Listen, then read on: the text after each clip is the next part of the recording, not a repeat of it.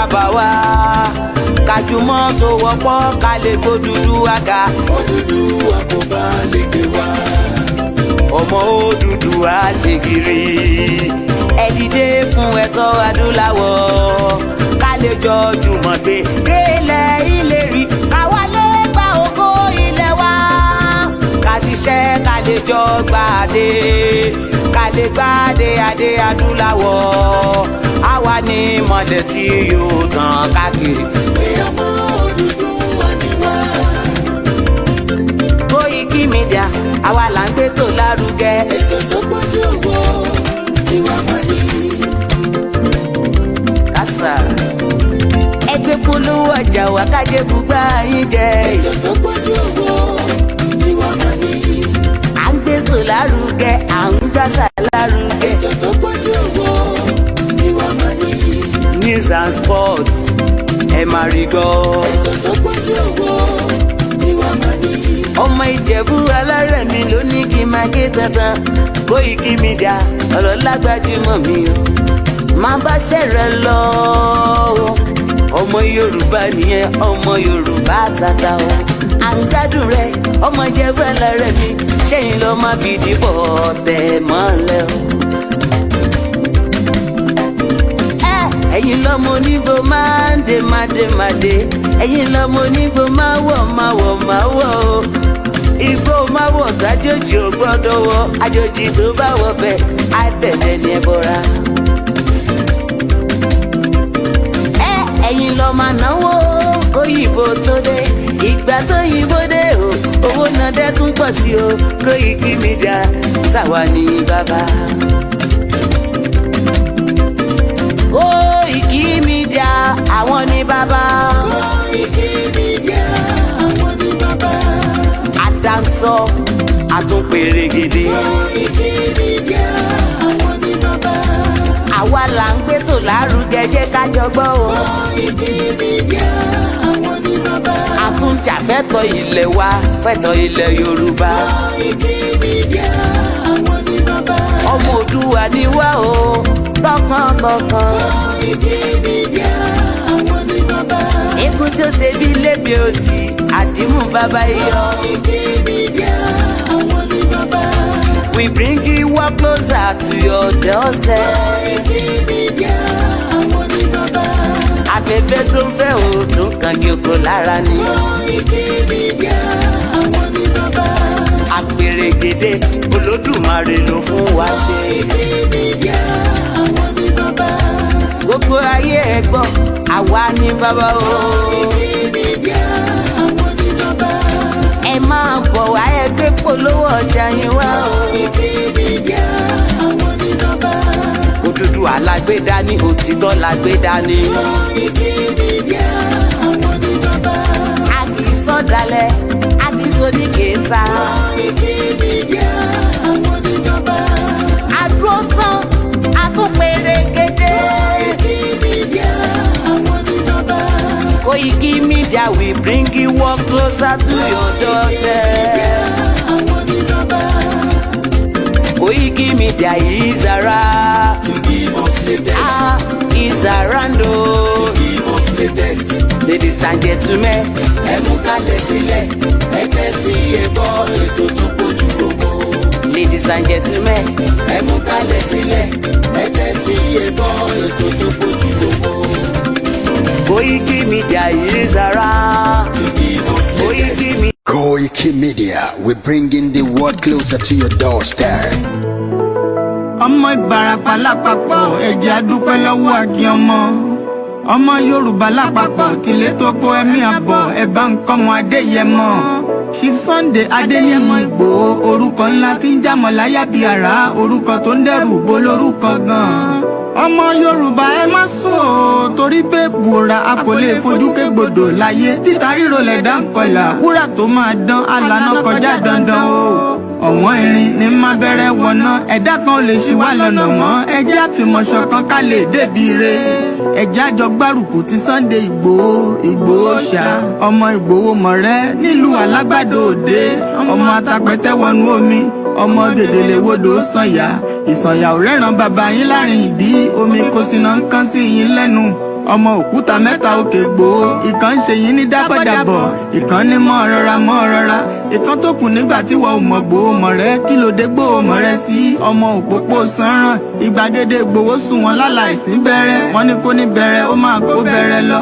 Ẹ̀sìn ò ní bímọ méjì ní gbòó mọ̀ rẹ́, bẹ́sìn bá bímọ méjì ní gbòó. Áfíkan pọpọ sí, àmúkan yòókù bọ̀ sànyà, àtúmúyà rẹ̀ tí ò lọ́rọ̀ gbọ́, àfiṣẹ́rù wálé wàrà mòjé.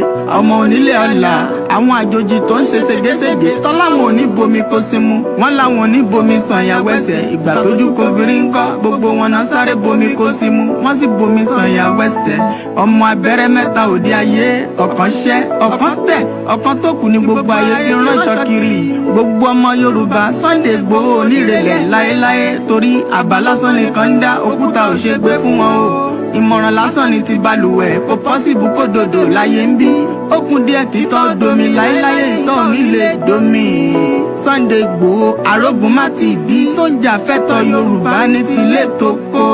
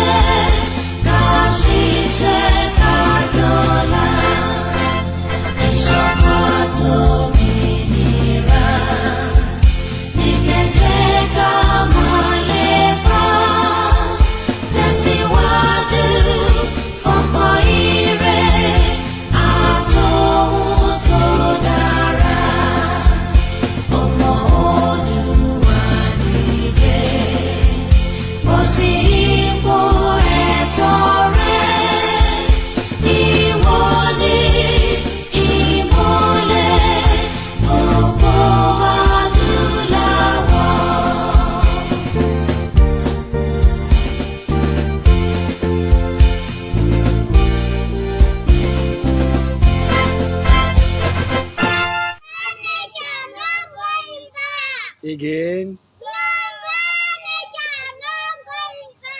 No going back. Igboho òòṣà, iṣẹ́ rẹ̀ ń tẹ̀síwájú. Mr. Koiki ẹ ṣé o, àwọn ọmọ mi ló kí yín o. Àwọn ọmọ mi ló kí yín o. Lágbára Ọlọ́run, a máa délẹ̀ lérí o, lórúkọ Jésù. Yorùbá nation. Impediment to Yoruba development is the impediment to Oodua development. Without Nigeria, we won't be where we are. 1962, we were far ahead of South Korea and North Korea. We were far ahead of China even. We had television before France. We had radio before South Africa. Now look at where we are today.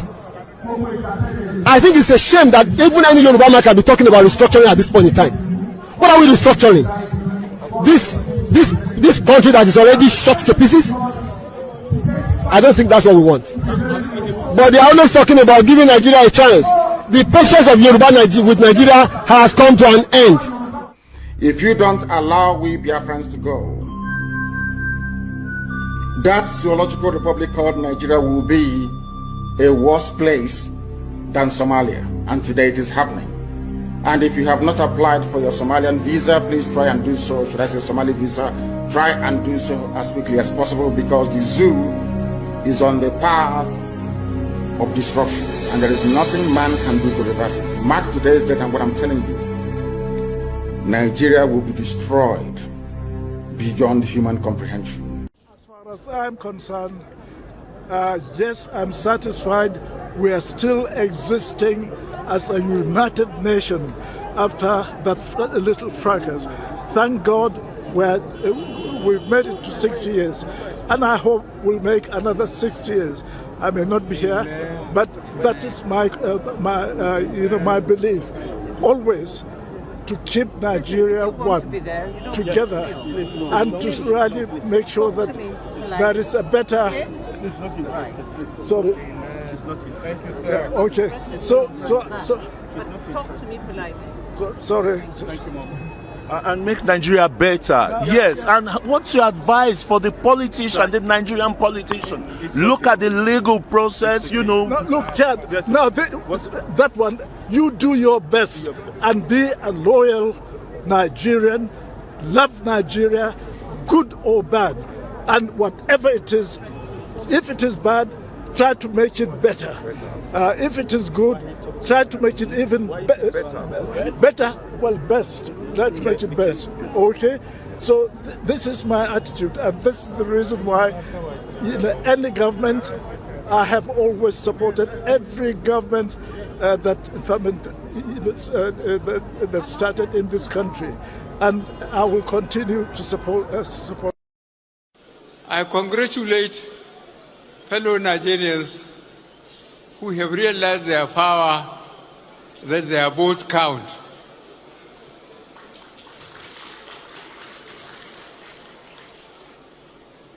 I'm looking forward to tomorrow to fly to my base and go back to my cows and sheep, which are much easier to control than fellow Nigerians. Much indeed. Buhari ti sọ̀rọ̀ àti gbọ́. Buhari ti sọ̀rọ̀ àti gbọ́. Buhari ti sọ̀rọ̀ àti gbọ́. Buhari ti sọ̀rọ̀ àti gbọ́. Ó tún yá ṣe bàbá, ṣe Buhari, ṣe bàbá, ṣe Buhari, ṣe bàbá, ṣe Buhari. Much indeed. Buhari ti sọ̀rọ̀ àti gbọ́. Buhari ti sọ̀rọ̀ àti gbọ́. Buhari ti sọ̀rọ̀ àti gbọ́. Buhari ti sọ̀rọ̀ àti gbọ́. Ó tún yá ṣe bàbá, ṣe Buhari, ṣe bàbá, ṣe Buhari, ṣe bàbá, ṣe Buhari. Because of time constraint, and it's a Sunday, and I've already again locked the family into my own wahala. So we are now that we haven't spent much time, 13 minutes, but hopefully this program might be less than the 3 hours that we normally do.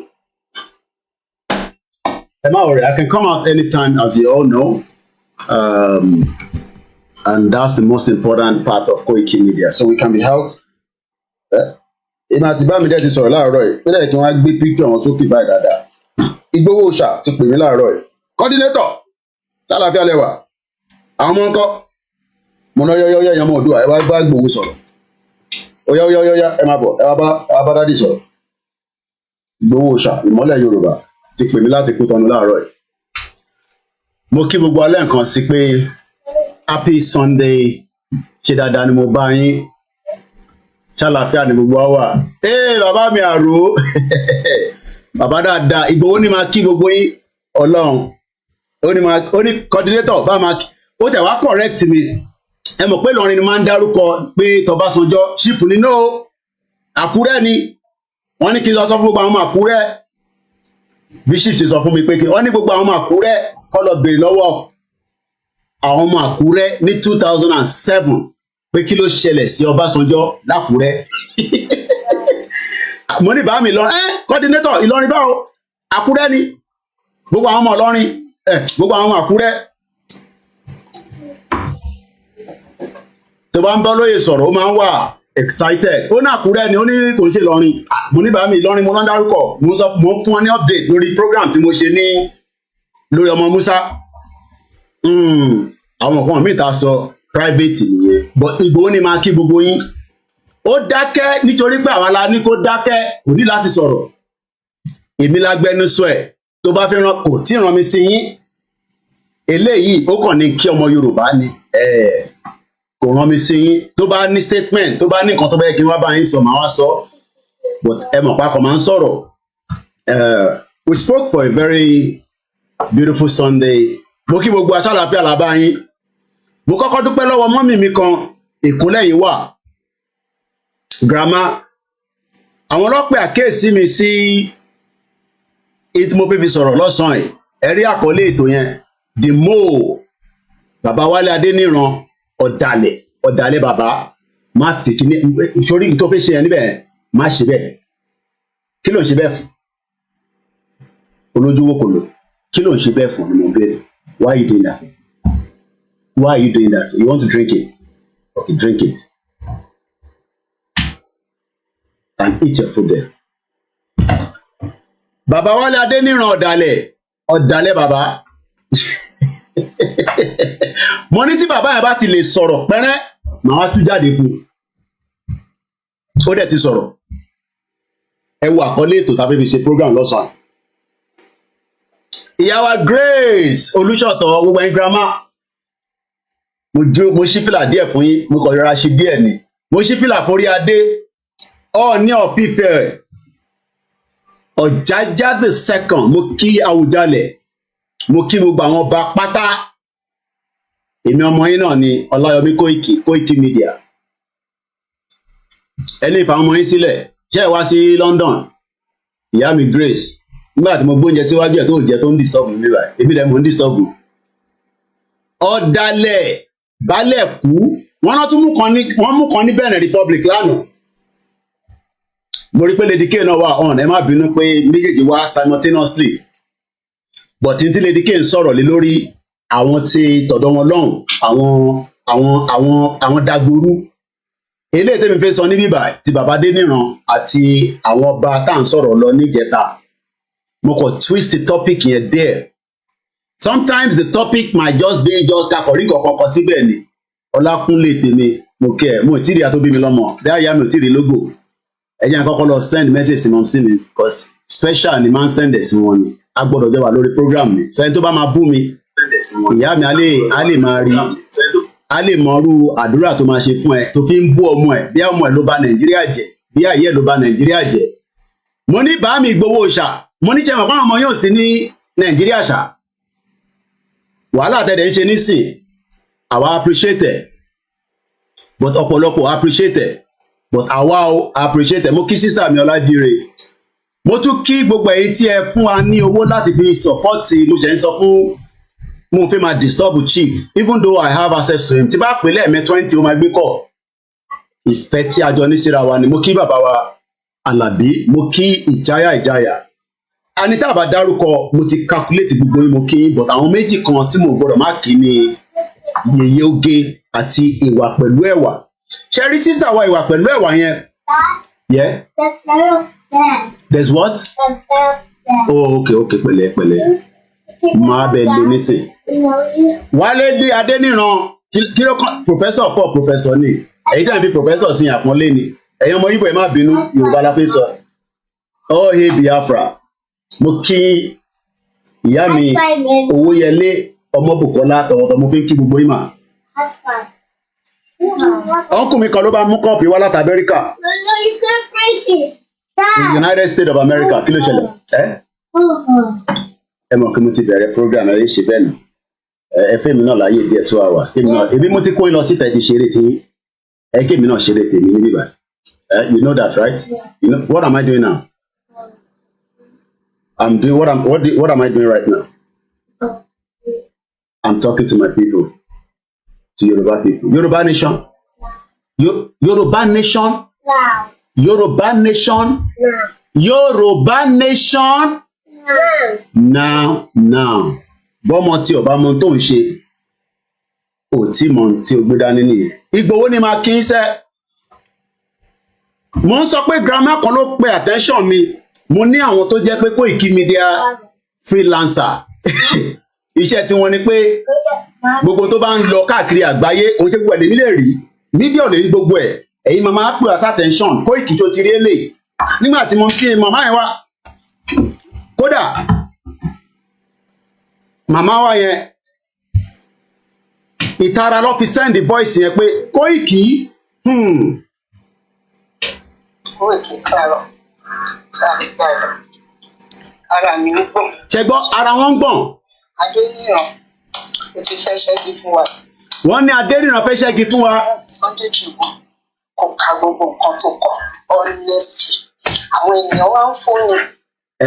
ẹ báyìí kí n sọ jù bẹ́ẹ̀ lọ fún mọ́mì wa ẹ̀.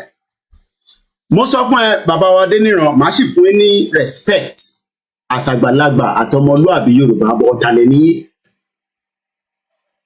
Tẹ bá jáde, tẹ bá fi èsì sọ̀rọ̀ tí mò ń sọ yìí, tẹ bá jáde sí any platform, tẹ bá fi èsì sọ̀rọ̀ tí mò ń sọ yìí, màá ṣe wá jáde padà, màá wá disrespect yín, but màá fún yín ní respect, màá fún yín ní ọ̀wọ̀ díẹ̀. Ẹ mọ̀ pé mọ̀ sí mi rí yín body language tí èmi rí nígbà tí mo wà ń lé, mọ̀ sí mi náà rí nígbà tó lọ sí Benin ìkọwọ́ rẹ̀yìn àti bàbá kó tó di pé ẹlẹ́ǹkejì tí mọ̀ sí mi lọ àbáyín mọ́ ní Benin torí pé ẹ ti sọ pé ẹ ṣe Yorùbá nation mọ́. Ẹ ní right láti sọ pé ẹ ṣe Yorùbá nation mọ́, but you were a mole. Wọ́n plant yín sáàrin wa ni, ọ̀dàlẹ̀ nìyí. Tẹ bá jáde, tẹ bá fi èsì sí ọ̀rọ̀ tí mò ń sọ yìí, tẹkọ̀rọ̀ ó bẹ́tà kẹkọ̀rọ̀ go quiet, but tẹ bá fi èsì sí, then I will come out in a full force for you.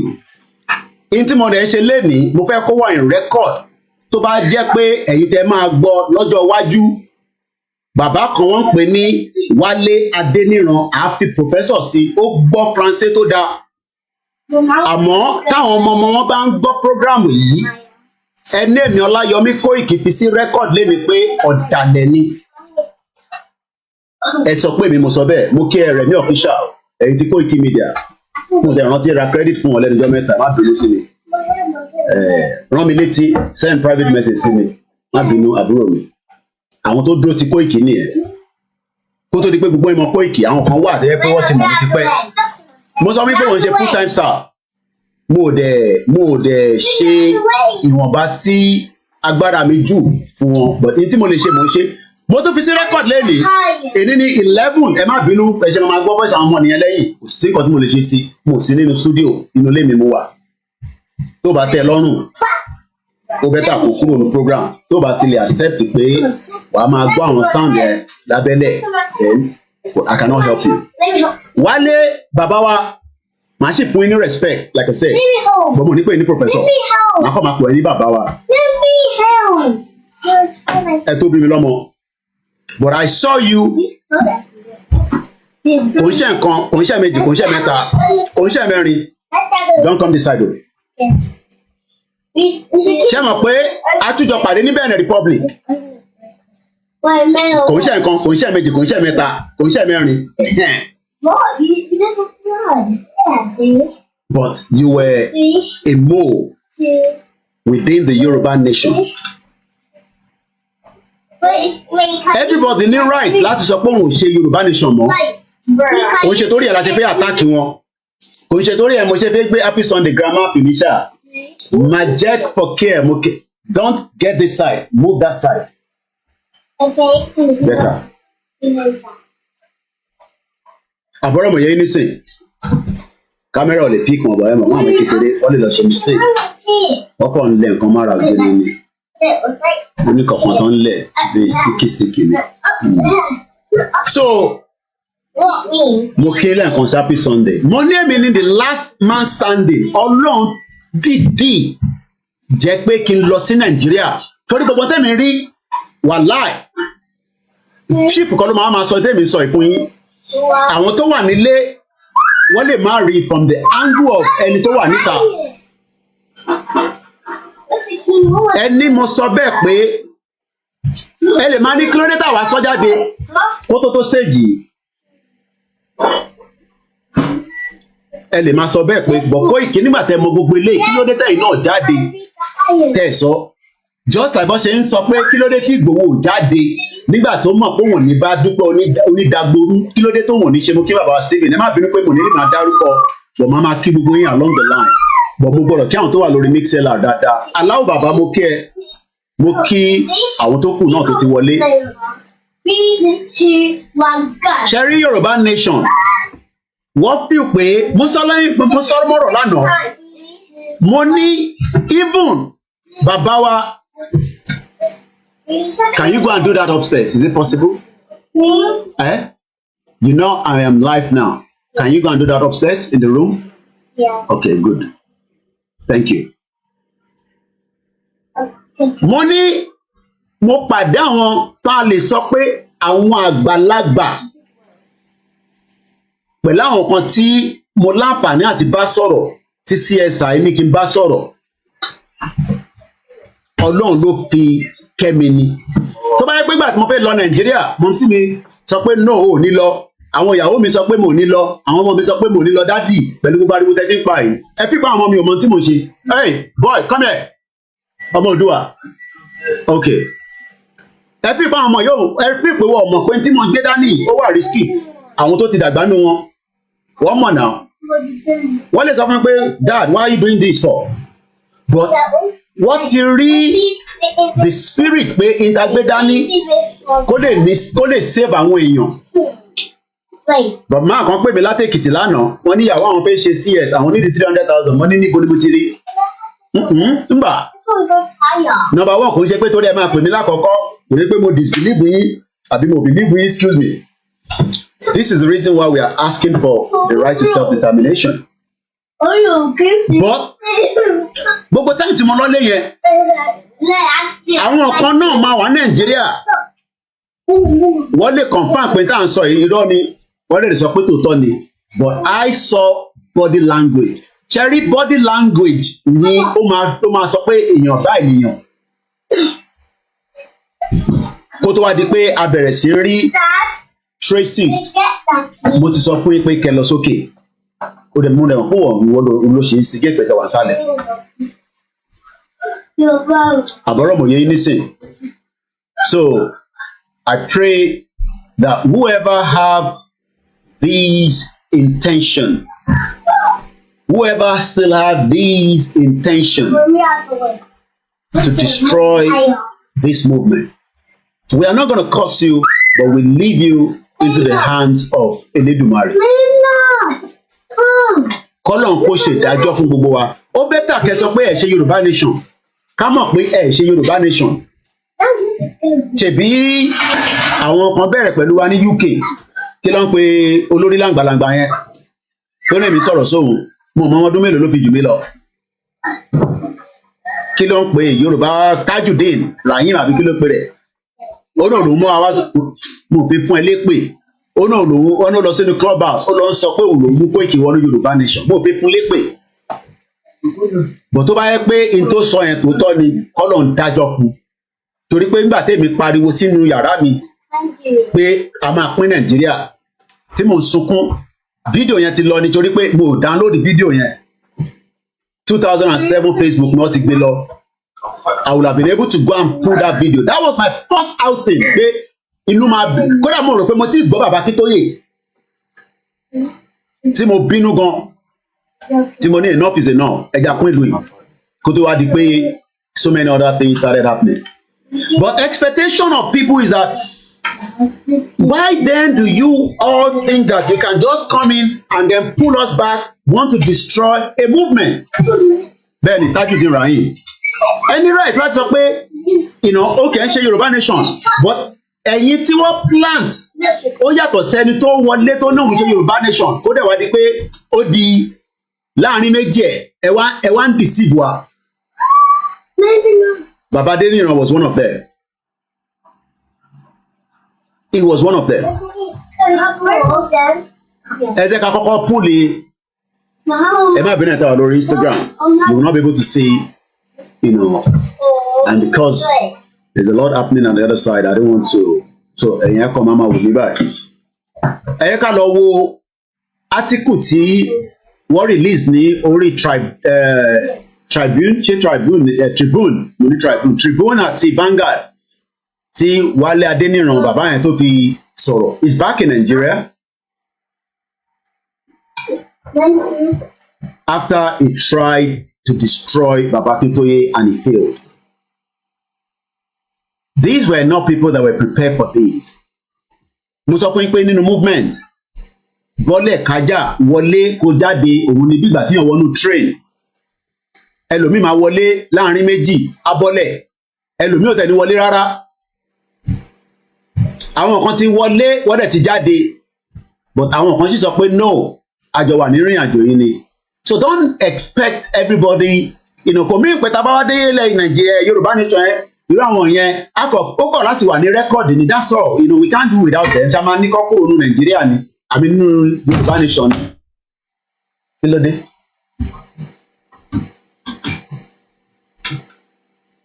We can't do that. Kò dẹ̀ move ẹ̀ kúrò lára table.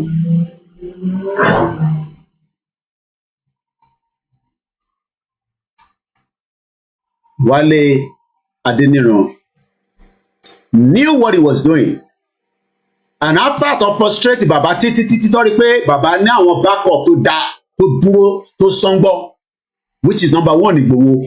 Kò sí nǹkan tí baba tó bá fẹ́ ṣe, ìyẹn ló ti ń sọ pé baba ti gbé Ìgbòho mọ́lẹ̀ sínú Benin, kò fẹ́ yẹ kó jáde, because wọ́n mọ̀ pé Ìgbòho is a listener, ẹni tó ń listen ni.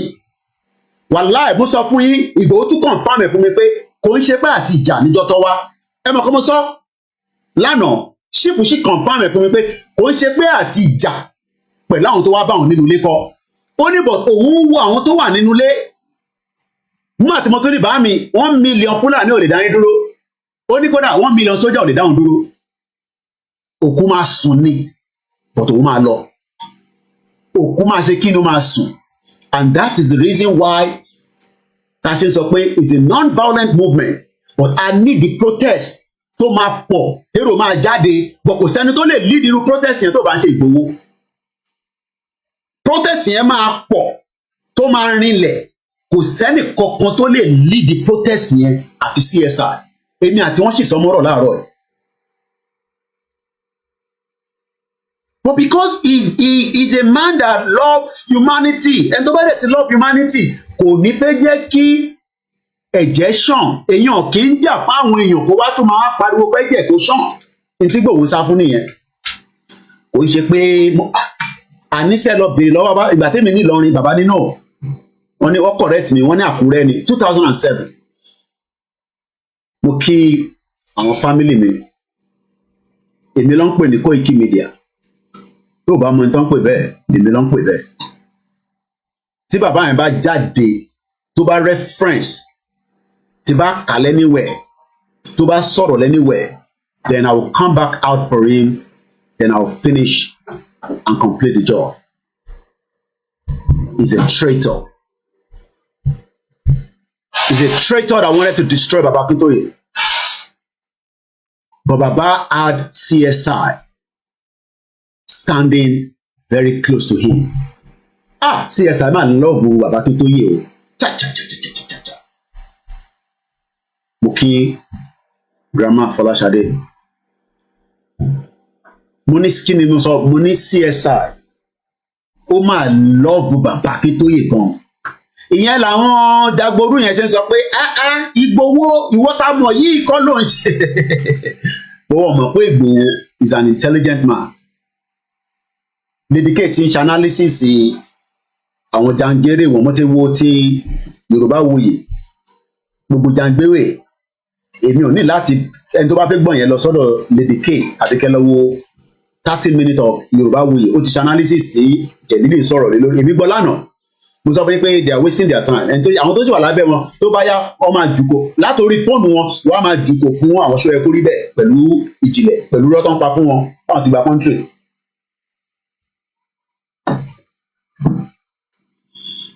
Ṣẹ́tìrì átíkù yẹn, the headline says Yoruba nation leader Professor Wale Adeniran returns from exile. Ẹ káàbọ̀ sà. Like I said, he has the right to do whatever he wants to do. Ìyẹn kọ́ ni mò ń sọ̀rọ̀ lé lórí. Èyí tí mo fẹ́ fàyọ ni pé he was a mole that wanted to know as much of how the movement was going to be so that they can be ahead of us and start pulling it down. Mo ní ó pè mí àti Ìgbòho lọ síbì kan, ẹ mọ̀ pé mo ìdí sọ bí tó gbé wa lọ. Ìyẹn bàbá tẹ̀ ń wò yìí. Mo sì rán ṣífù létí nígbà tá a sọ̀rọ̀ ní àárọ̀ yìí. Àbí ó yẹ around 12:30 ní ṣífù pè mí. 12:35 ẹ mọ̀ pé aago kì í parọ́ CSI. ìmọ́lẹ̀ Yorùbá ànábì tiwa nìyẹn. Mo ní chief ẹ rántí ibi tí bàbá yẹn gbé wa lọ chief oníbàbà ẹ má yẹ kí n sọ yẹn ẹ jẹ́ fi yẹn sábẹ́ ẹkùn mi ẹ ṣáà yẹ kó jáde kó sọ̀rọ̀ torí wọn àpá àwọn ọmọ wọn àtàwọn grandchildren wọn á máa wo Koiki ẹ ṣáà sọ fún grandfather yín kó má sọ̀rọ̀ kó ṣàrà dákẹ́. He has gone back to Nigeria. He can do whatever he wants to do. Bia is looking for safety net. But ní tí mo wá fẹ́ fààyàn ni pé ẹ bá mi bí professor yìí àbí bàbá yìí pé ṣé visa America mo kàn fẹ́ mú yẹn jáde just be ṣé torí wọn ò rí visa America ṣe fún wọn ní gbogbo wàhálà ẹ̀ ṣe dé àbí ó tún ní nǹkan míì nínú. He wanted to go to America. Mo kàn yán yẹn mo kàn ra yan ní ẹ̀mọ̀ tí a bá ní wọ́n yàn kàn yàn kan. He wanted to go to America. Ṣé torí ẹ̀ ni àbí wọ́n ṣiṣẹ́ fún àwọn ọba kan àbáwọn olóṣèlú kan pé ẹ kọ̀ wà láàárín wọn ẹ máa bá wọn ṣe gbogbo tó bá fẹ́ ẹ̀yin ẹjọ́ máa ṣe òkè máa fáwọn ní report. Mo kí Dr. Mike Ọlá a máa pàdé lọ́dọ̀ ìyálájé lágbára tẹlẹ́dùmarè ẹni tó bá ní ọjọ́ mẹ́jọ lénìí àní sí lórí ètò yẹn ẹni kò ní bá wa níbẹ̀ ní Saturday ẹ pàdé mi ní 7 p.m. èmi àti Dr. Mike Ọlá. Mo ní Elédùmarè ló fà mí pé Koiki wọ́n máa lọ́lé ní time tí mo fẹ́ lọ́lé yẹn because I was able to see within 6 months mo rí gbogbo structure in tí àwọn èèyàn ní kò sí structure. I saw everything. I saw everything. Mo rí tán gbogbo ẹ̀. Èyí tí mo lè tẹ̀lé ṣífù jáde nígbà tó lọ sọ́dọ̀ ibà ẹ̀wọ̀n kọ́ ẹ̀rí mi níbẹ̀ pẹ̀lú some other places but àwọn tó jẹ́ the key area tí a lọ mo mọye ìgbà tí bàbá Akíntóyè wá kí ṣífù nílé mo mọye ìgbà tájọ wà together mo mọye ìgbà tí a ní kí bàbá yìí pé kó jókòó pẹ̀lú ìyàwó kan náà ìyá yẹn máa ń wá láti Ilé Ifẹ̀ ni mo ní gbogbo ìgbà lọ ní ká wá sí palace ẹni mo parọ́ àdé palace ó dẹ̀ ní reason here is not for public consumption but as at the time tí mo lọ́lé it was just a good thing because ìyẹn làwọn yẹn ṣe máa ń sọ mo sì ka kọ́mẹ́ǹtì kan lórí fídíò Ṣèyí Tinubu woman ẹni ẹ ó jà kọ́ gbogbo ẹ̀ balabalabala is that's not the way you push Sunday Igboho and you let him become somebody in the Benin Republic you run away to London mama ọrẹ́rìn ẹ tẹ̀ máa ń rò pé chief ẹ mọ̀ kí calculator ni but calculator chief ó nídìí another multiplier àwa dúró àwa connected mọ́ bàbá wa professor mo sọ fún yín pé àwa mẹ́ta ẹ forget ẹ̀ àwa mẹ́ta péré ni federal government wá up to mo ti lè sọ pé Tinubu o because I ti ní intelligence yẹn but gbogbo ìgbà tí Buhari wà níbẹ̀ lẹ́yìn bàbá Akíntóyè lẹ́yìn CSI èmi ni the third person kan wá anywhere tẹ bá ti rí wọn ẹ take wọn down àwa mẹ́ta péré tán wá nìyẹn bí ṣe ń ṣe program báyìí wọ́n record ẹ̀ ní Sultan Sokoto ní palace confirmation tó wá pẹ̀lẹ́rìí ni but one thing is this man ó play títí ó wá rí pé òun ò lè break ẹ̀ because kò sí nǹkan tó fẹ́ ṣe kò sí bó ṣe fẹ́ tẹ̀ tó bá mú àmọ̀ràn tiẹ̀ wá tí bàbá tó bá sọ fún bàbá máa sọ fún CSI ìmí wọ́n máa sọ fẹ́ mi ìmí wọ́n ní sọ fún mi but one thing I can tell you is ìrìn àjò tá a gbé dání nobody can destroy eléyìí ò ń ṣe ẹgbẹ́ àwọn nàdẹ́kò tẹ́ da gbogbo ẹ̀rú ìyẹn làwọn nàdẹ́kò wọ́n gbogbo wọn ló ń gbọ́ wa báyìí wọ́n sì ń sọ fún Tinubu pé ṣebí wọn náà wà pẹ̀lú wa ẹ ti ń ṣe destroyer nínú pé kí Yorùbá fẹ́ tẹ̀síwájú káwọn kan fẹ́ fà sí wálẹ̀ bàbá ẹ̀ wà lára wọn. mo ní tó bá ń sọ pé the last person tó fly out kúrò ní Benin kó tó di pọ́n mú chief àwa tá mọ̀ pé chief máa jáde kúrò ní Benin àpọ̀ bíntín ni wá kákọ́s tá mọ̀ pé chief máa kúrò ní Benin we are just small in numbers ọ̀sán lèmi fly out alẹ́ ni flight chief but ọlọ́run tó ní bí gbogbo ẹ̀ ṣe fẹ́ lọ ó sì lọ bẹ́ẹ̀. Àwọn èèyàn sì ń béèrè pé báwo ló ṣe ṣẹlẹ̀, ọ̀nà owó ní, mo ní ẹ fìyẹn sílẹ̀, ó yí Elédùmarè. But one thing is, why we are saying this, màá kátìkù yẹn délẹ̀, ìwọ náà mú nǹkan tó bá lè mú nínú ẹ̀ lọ́rọ̀ tí bàbá kọ yìí, bàbá yìí tó kọ. Like I said, he has the right, he's a human being. Wọ́n ṣọmọdé, tọ́ba náà wọ́n ṣe Yorùbá nation mọ́, wọ́n ṣe Yorùbá nation mọ́. But kí ló wá ń pariwo pé àwọn ń ṣe Yorùbá nation tó tún wá ń pé ká padà sínú Nàìjíríà, ibi tí mo fẹ́ lò bẹ́ẹ̀ nìyẹn. Why then is he talking about pé kí yóò ṣe ìtàn sọ nísìnyí pé kí gbogbo ọmọ Yorùbá ká abandon the project Yorùbá nation ká wá padà sínú Nàìjíríà?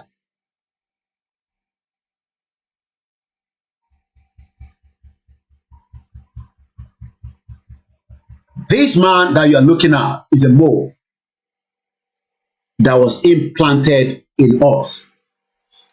I saw it, I told CSI, we know.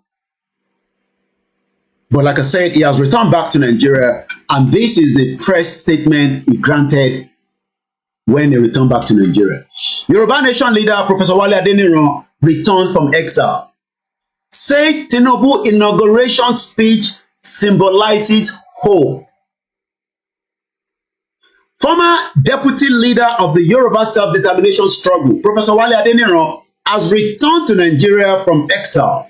Adeniran, who left Nigeria in May 2021 with Professor Banji Akintoye, his wife and daughter, for the Republic of Benin, stated that he came back to work with like-minded individuals to make Yoruba land a prosperous region and a shining light in Africa. In a statement personally, take note of it, personally signed by Adeniran and made available to press in Ile-Ife, Osun State.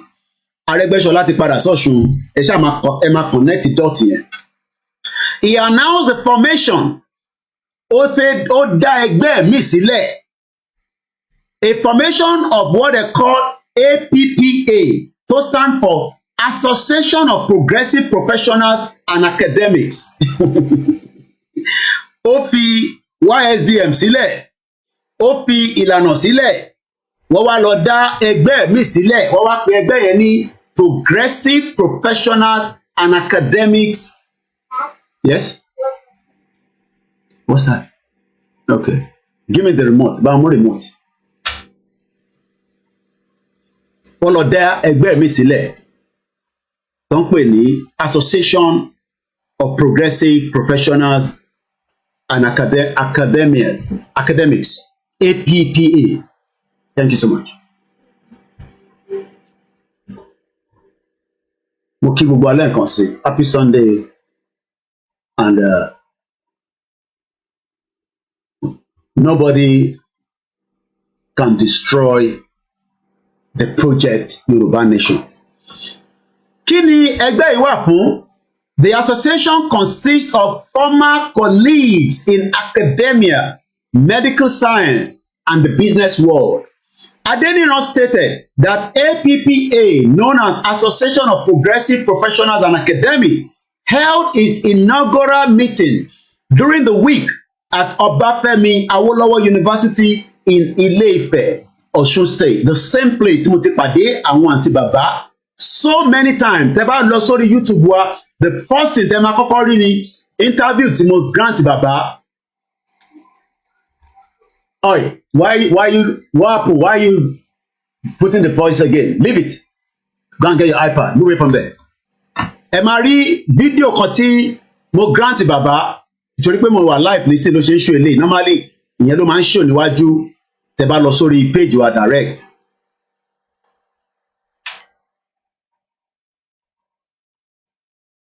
Adeniran stated, at least I went there not once, èmi àti chief lọ bí alẹ́ méjì kan, èmi náà lọ pàdé wọn níbẹ̀ few times, you know, because ibẹ̀ ẹni bí base tí ìpàdé máa ń wáyé tó máa ń fún wa ní room tá máa fi ń jókòó, and I'm sure àwọn so many other people náà lọ síbẹ̀.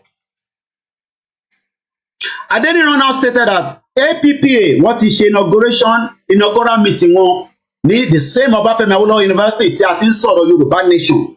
kó tó di pé he decided that he's stepping aside or not. He's probably not interested anymore.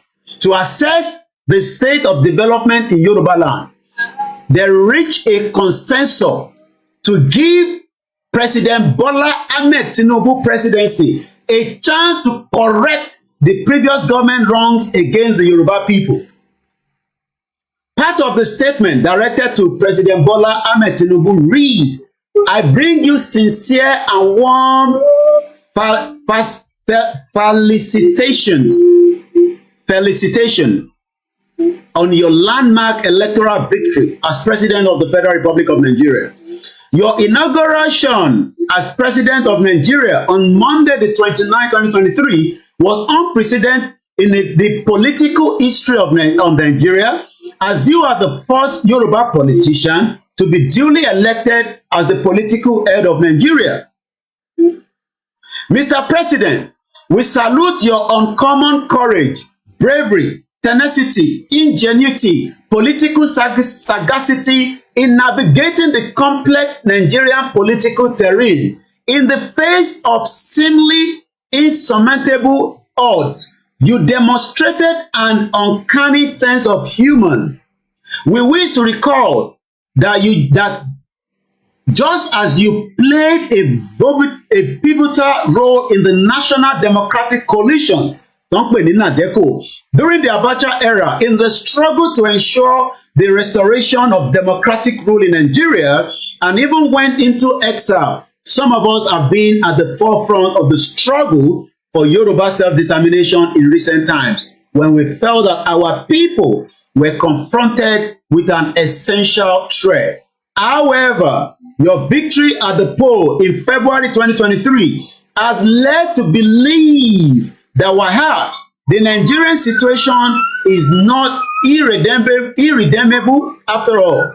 Furthermore, the issues highlighted in your inauguration address as deserving of priority attention by your administration, namely security, poverty, jobs, electricity, among others, have led us to believe that your administration will rectify the wrongs of the past and make Nigeria safe and habitable once again for all of us. It is noteworthy and reassuring that you have identified security as the top priority of your administration. Therefore, we of the APPA have resolved to place our confidence in you, Mr. President, to support and work with you to ensure that you make Nigeria a better place for us, our children and future generation. Mo fẹ́ kẹ́ take note ibẹ̀ dáadáa. Bàbá Adeniran sọ pé kí Tinubu àwọn máa support ẹ̀, àwọn máa bá ṣiṣẹ́ tó máa fi make sure pé Nàìjíríà táwa ń sọ pé a fẹ́ kúrò nínú ẹ̀ tí ó ti báyé wa jẹ́, tó ti sọ wá di ibi tí a dé yìí, tó ti lé gbogbo ọmọ Yorùbá kúrò lórí orísun ibi tí Elédùmarè dá wa sí. Àwọn wá fẹ́ sọ Nàìjíríà yẹn di ibi tí gbogbo wa máa jẹ́, ibi tá a máa wà fún àwọn ọmọ wa àti future generation. Èyí tí bàbá Adeniran jà fún nísìnyí.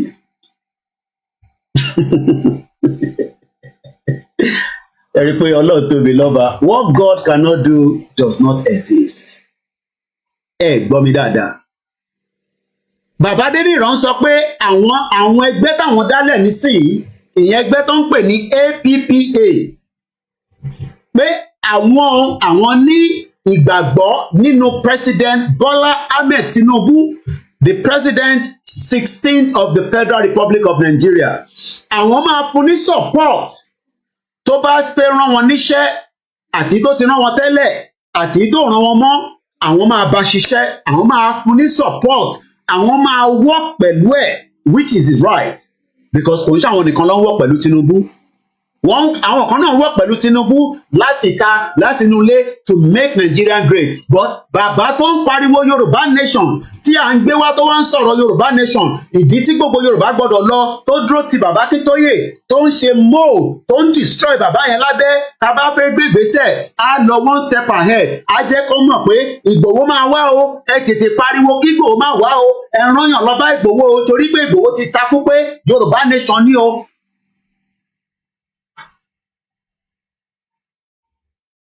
bàbá tó gbé mi àti Ìgbòho lọ́bì kan tá a rìnrìn àjò more than 2 hours tá a débẹ̀ tá a wá ń béèrè pé bàbá ibo lẹ gbé wa wá ìkẹ́ ìyẹn bàbá Adéníran. Ó wá ní nísìn pé gbogbo ọmọ Yorùbá ẹ ṣe jẹ́ ká sọ̀pọ́tì Tinubu ká ṣiṣẹ́ pẹ̀lú ẹ̀ kí Nàìjíríà lè jẹ́ a better place for us. Nàìjíríà táwa ń sọ pé Nàìjíríà yóò kò rọrùn kò dé wá. Nàìjíríà tí gbogbo wa sọ pé ó wà fraudulent. Bàbá Adéníran ṣe wàá mọ̀ nísìn pé ìyẹn ò fraudulent mọ́ ẹ jẹ́ a kíìpù Nàìjíríà. Nàìjíríà tí bàbá yìí sọ̀rọ̀ ẹja àgbọ̀n tó sọ tí bàbá Adéníran mọ̀ bàbá yẹn ṣètò wá sọ nísìnyí pé ká lọ ṣiṣẹ́ fún Tinubu ká lọ support ẹ̀ kí ló wá kúkú waste gbogbo 2 years pẹ̀lú àwa fún lórí ìrìn àjò Yorùbá nation tó bá kúkú ti mọ̀ pé èyí táwọn fẹ́ nìyẹn àbí kí lẹ rí sí ènìyàn mi. Àmọ́ arákùnrin kan jẹ́ ká mọ̀ pé èyí tí bàbá Adéníran sọ irọ́ lòun náà ń pa nítorí pé kò sẹ́nì kankan tó lè ṣe kankan pẹ̀lú ìlú tó ń pè ní Nàìjíríà mọ́. Àmọ́ bàbá Adéníran sọ fún wa pé ẹ jẹ́ ká gbọ́ fọwọ́ papọ̀ pẹ̀lú Bọ́lá Ahmed Tinubu ká support ẹ̀ ká bá ṣiṣẹ́ kí a lè gbé Nàìjíríà àti future generation àti generation tó ti lọ kí gbogbo wa ń kọ́ kí a lè jẹ́ kí Nàìjíríà kó lè ṣiṣẹ́ kó wá ṣiṣẹ́ fún tani kó ṣiṣẹ́ fọ́mọdé kó ṣiṣẹ́ fọ́dọ̀ kó ṣiṣẹ́ fọ́kùnrin kó ṣiṣẹ́ fárúgbó. Àwọn ṣe wá dá ẹgbẹ́ kan sílẹ̀ tó ń pè ní APPA. Ẹgbẹ́ yẹn ń kọ́ kò ní láti ní kankan ṣe pẹ̀lú Yorùbá self determination nítorí pé àwọn ò bìlíìfù mọ́ nínú self determination tá à ń pariwo fún nítorí pé self determination yẹn kọ́ kò ń ṣe ìlọsíwájú mọ́. Ẹgbẹ́ APPA pẹ̀lú àwọn kákọ́ọ̀sì wọn tí wọ́n ti jọ ń ṣe mold tó ń destroy wa internally tàbá gbègbèsẹ̀ kan wọ́n á lọ fi tó àwọn ẹgbẹ́ yẹn torí pé wọ́n ti bá àwọn ẹgbẹ́ yẹn ṣe tẹ́lẹ̀ ọkùnrin ṣé ní lọ́sẹ̀ bẹ́ẹ̀ wọ́n kàn jáde openly nísìnyí láti jẹ́ kí gbogbo ọmọ Yorùbá mọ̀ àtàwọn Nigerians pé ẹgbẹ́ tí mo ti ń ṣe tẹ́lẹ̀ mo kúkú wà nínú abẹ́ ẹgbẹ́ yẹn àmọ́ àti gbójújáde a lè gbójújáde torí pé he was a mole. Ẹ má bínú mo wá fídíò mo dẹ̀ mọ even with my glasses on because I have a lot of files. Mo fẹ́ buttress ọ̀rọ̀ yẹn pẹ̀lú kọ̀ọ̀kan ni. Sometimes ó wà ń bẹ̀ kan pé kò sí ń bẹ̀ but today I move very fast and this is the new norm. But bàbá Adéníran bí a ka play lè kákọ̀ fi remind yín pé interface ṣe yìí arákùnrin sọ pé kò possible. How we've been having this conversation about the unity of Nigeria. And I reflect back at some of the prominent statements made by some of our founding leaders. And I feel that probably this will help us to have a conversation on the Nigerian unity. I just brought 4, not to bore you. First, and I quote, not my statement, Nigeria is not a nation. It's a mere geographical expression. There are no Nigerians in the same sense as there are English, Welsh, or French. The word Nigerian is merely a distinctive appellation to distinguish those who live within the boundaries of Nigeria from those who do not. This is accredited to Chief Obafemi Awolowo, the former Prime Minister of the Western region. The second one, and I quote, it is true that we politicians always delight in talking loosely about the unity of Nigeria. 60 years ago, there was no country called Nigeria. What is now Nigeria consisted of several large and small communities, all of which were different in their outlooks and beliefs. The advent of the British and that of Western education has not materially altered the situation, and the many and varied communities have not knit themselves into a composite unit. This is accredited to Sir Amadou Bello, former Premier of Northern Region. The third, and I quote, since 1914, the British government has been trying to make Nigeria into one country. But the Nigerian people themselves are historically different in their backgrounds, in their religious beliefs and customs, and do not show themselves any sign of willingness to unite. The Nigerian unity is only a British intention for the country.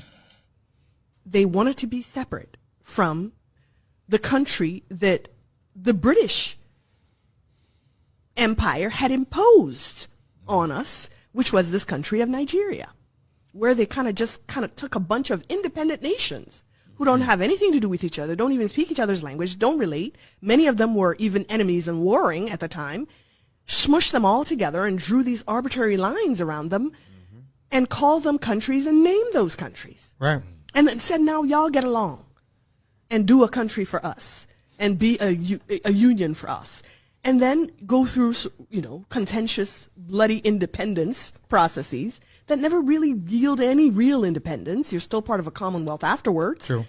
And you have the eternal meddling in your affairs and the eternal extraction of your resources and the eternal fomenting of divisiveness and infighting in order to be able to control you. This is what an oppressor does, a colonizer does. These are tactics and strategies of dominance. Right. We were subjected to that as a larger unit of Nigeria. And then when the Igbo people said, we want our own thing, let's go and do that. Well, it so happened to be that the territory that this new country of Biafra was going to be in included very, very rich oil reserves. And the British were not going to let go of that. Wow. And the people that they had put in power, their puppet Nigerian governments weren't going to do that either because they needed it for the Nigerian project. Right. And Britain needed it for its own interests and uses. So Great Britain got directly involved in this civil war and in the war for independence and decided that they would do everything to make sure that Biafra did not go. Wow. And this everything meant directly funding genocide of the people of Biafra. Every one of us must rise up. The armed forces are not neutral.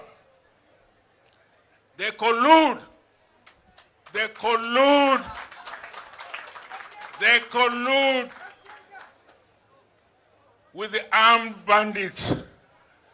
They kill people, kill Nigerians. They facilitate their movement. Impediment to Yoruba development is the impediment to Odua development. Without Nigeria, we won't be where we are. 1962, we were far ahead of South Korea and North Korea. We were far ahead of China even. We had television before France. We had radio before South Africa. Now look at where we are today. I think it's a shame that even any Yoruba man can be talking about restructuring at this point in time. What are we restructuring? This country that is already shot to pieces? I don't think that's what we want. But they are always talking about giving Nigeria a chance. The patience of Yoruba with Nigeria has come to an end. Mo máa ń kí gbogbo ọmọ Yorùbá tí ó ń gbọ́ mi, kò ń ṣe ìjà, kò ń ṣe ìbínú, béèyàn kan bá ní òun ò ṣe mọ́, ó ti di dandan pé ká gbà bẹ́ẹ̀ pé kò ṣe náà ni. Àmọ́ kí wọ́n kọ́kọ́ máa fi ẹ̀tàn kó fi tàn wá títí fọ́dún méjì. Mo kí yàwá Comfort Ológunjà, mo máa kẹ́yìn àgbàlagbà, ẹ̀yin ọ̀jọ̀gbọ́n ni mò ń bá sọ̀rọ̀ láàárọ̀ yìí. Bàbá Adeniran jà, àmọ́ iṣẹ́ wo gan ló wá ṣe nínú Yorùbá nation? Ṣeéṣe pé wọ́n pè wọ́n lólè, tí wọ́n pè mí ní olè, tí bàbá yìí dẹ̀ mọ̀ pé òun ni rédíò committee tí agbowó tí kò jáde láti defend Koiki pé bàbá kí tó ìbẹ́yìn ò lè sọ̀rọ̀ ẹ jẹ́ kèmí jáde. Ẹ jẹ́ ká sọ̀rọ̀ pé Koiki owó yìí wà lọ́wọ́ wa. Orí Zoom lọ ti wá ń bi bàbá pé bàbá Adeniran, wọ́n ní owó rédíò ọwọ́ yín ló gbà kọjá. Bàbá ní ọwọ́ mi kọ́ o, ọwọ́ ìlànà náà ló gbà kọjá, àmọ́ èmi ni chairman radio committee yẹn, but wọ́n jáde láti defend mi. nígbà tí wọ́n wá ń lébẹ̀lì àwọn olè àwọn tètè jáde pé èmi ò ń ṣe olè ẹ má pè mí lólè ṣé torí wọ́n ń pè wọ́n ní olè níbi tí à ń ṣe movement tẹ́ pé ẹlòmíì ò mọ èlò ní balance account mi but akọ̀sùn tó rí ẹlòmíì ò gbọ́n kankan but so ìyẹn ni so allegation tí wọ́n wá fi lébẹ̀lì wọn ṣé òun ló pùlù wọn kúrò ní Yorùbá nation? No, it was all an agenda. Mo kí ẹ̀gbọ́n mi Uthman ẹ̀wọ̀n ọ̀gbọ́n dáadáa ẹ ṣáà bá ń di ìlànà US mú gbogbo tó ń lọ níbẹ̀ èmi ò ní láti gbọ́ mọ́ èmi ni mo create WhatsApp group yẹn mo dẹ̀ hand over fún wọn ìtàn ṣe níbẹ̀ mo mọ̀ but mo dúpẹ́ fún wọn pé wọ́n dúró tán torí pé movement dárí mọ́ọ̀lù tó sì wà lábẹ́ kò ń ṣe kékeré but Elédùmarè a máa débi tá à ń lọ gbogbo àwọn tó support náà ọmọ Yorùbá ni wọ́n àwọn kan ní Koiki ò bá má gbélé wá ẹ bá rọra pamọ́lẹ̀ no a gbọ́dọ̀ fojú bàbá yìí wọ̀n torí ẹ̀yin ò sí lé èmi wà nílé mo lọ lé ni ṣẹ́rígbò ìyẹn lásán mo ti fi nọ́ọ̀kì as many kò sẹ́ni kankan tó lè sọ anything fún mi nítorí pé I was on the ground I saw the body language I saw everything. ẹ jẹ́ a padà ìdí tí mo ṣe play video Jonathan àti Dr. Ugu ni pé ṣé ní Nàìjíríà tá à ń sọ pé kò ṣiṣẹ́ yìí òun náà ni bàbá Adeniran tó ń sọ fún gbogbo ọmọ Yorùbá pé ẹgbọ́n tó sọ mo kí ẹ̀yin ti lànà Canada ẹ̀kọ́ àdúró tí bàbá Akíntóyè ẹ má jà fi bàbá yẹn sílẹ̀ ìtọ́fẹ́ ni pé ká fi bàbá yẹn sílẹ̀ ká sá fún bàbá yẹn kí bàbá yẹn wá di ìtòòdà.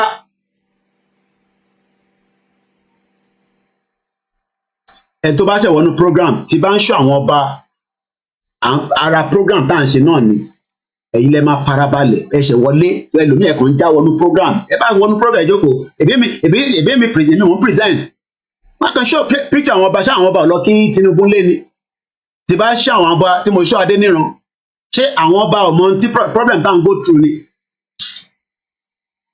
Bàbá Adéníran sọ nísìnyí pé ká lọ sọpọ́ọ̀tì ká dẹ̀ bá Tinubu ṣiṣẹ́ to ensure ṣe rí ọ̀rọ̀ yẹn ensure yẹn ẹ jẹ́ lọ break it down tó bá sọ pé nǹkan ensure pé ó ti di dandan ó ti di ìgbàmù a gbọ́dọ̀ tún Nàìjíríà ṣe Nàìjíríà gbọ́dọ̀ yẹ gbogbo wa ní the same man tó ń jáde tó ń sọ fún wa pé Nàìjíríà yẹn ó ti bà ti tara ẹ̀ jẹ́ again tá bá ní tá bá sọ fún make certain that something will occur. So Bàbá Adéníran sọ nísìnyí pé ká lọ make sure pé a ṣiṣẹ́ pẹ̀lú Tinubu kí Tinubu lè tún Nàìjíríà ṣe kí gbogbo adé remain as Nigerians. So kí la wá kúkú jà fún látọdún méjì tó bá jẹ́ pé yẹn la fẹ́ ṣe ni a ti máa ṣe yẹn bọ̀ tipẹ́ kò ń ṣe nísìnyí láṣẹ máa sọ̀rọ̀ láàrin méjì. Bàbá Adéníran any right láti sọ pé ẹ ṣe Yorùbá nation mọ́ àmọ́ kí lẹ wá waste energy tí àwa ọmọ Yorùbá tí ẹ ń tàn wá tẹ̀ ń tì wá báyìí bolobolo ṣé àníyàn yín ni pé bàbá máa jábọ́ ẹ̀yìn á wá lídìí wa ẹ̀ wá fọ́ gbogbo alẹ́ pọ̀n kábíyèsí Elédùmarè Ọlọ́run ọba àní bá ń sọ pé what God cannot do does not exist. These are people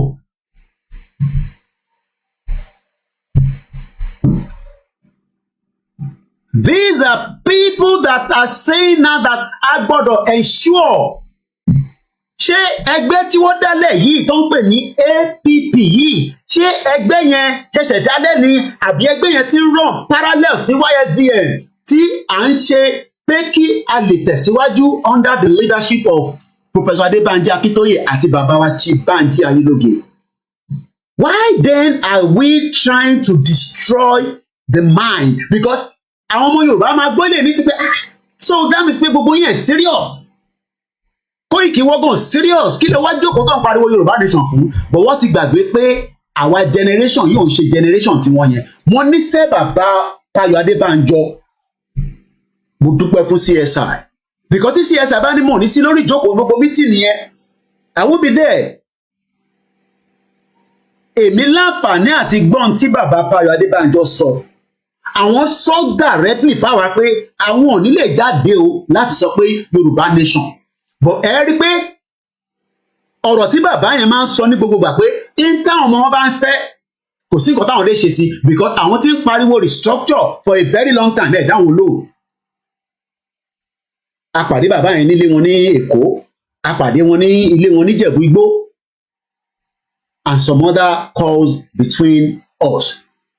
Mo mọ tí ikú bàbá yèyí sọ fún wa. So bàbá Adéníran nígbà tẹ́yìn mọ̀ pé ẹ̀ ní ṣe Yorùbá nation mo kí ẹ wà látà. Nígbà tẹ́yìn mọ̀ pé ẹ fẹ́ Yorùbá nation kí ló dé bẹ́ẹ̀ kúkú ti sọ tipẹ́tipẹ́ pé Nàìjíríà yẹn la máa lọ ṣe. Wá ìtẹ́ wá ń jẹ́ kí wọ́n fi ìdọ̀tí rẹ́ bàbá Akíntóyè pé bàbá Akíntóyè ló fẹ́ ṣiṣẹ́ fún Tinubu. Because bàbá Akíntóyè sọ fún òun fẹ́ ṣiṣẹ́ fún Tinubu ó ní nínú lẹ́tà tó kọ recently ní Mẹ́tàtì ó ní our beloved brother bọ̀kò náà fẹ́ ṣiṣẹ́ fún Tinubu.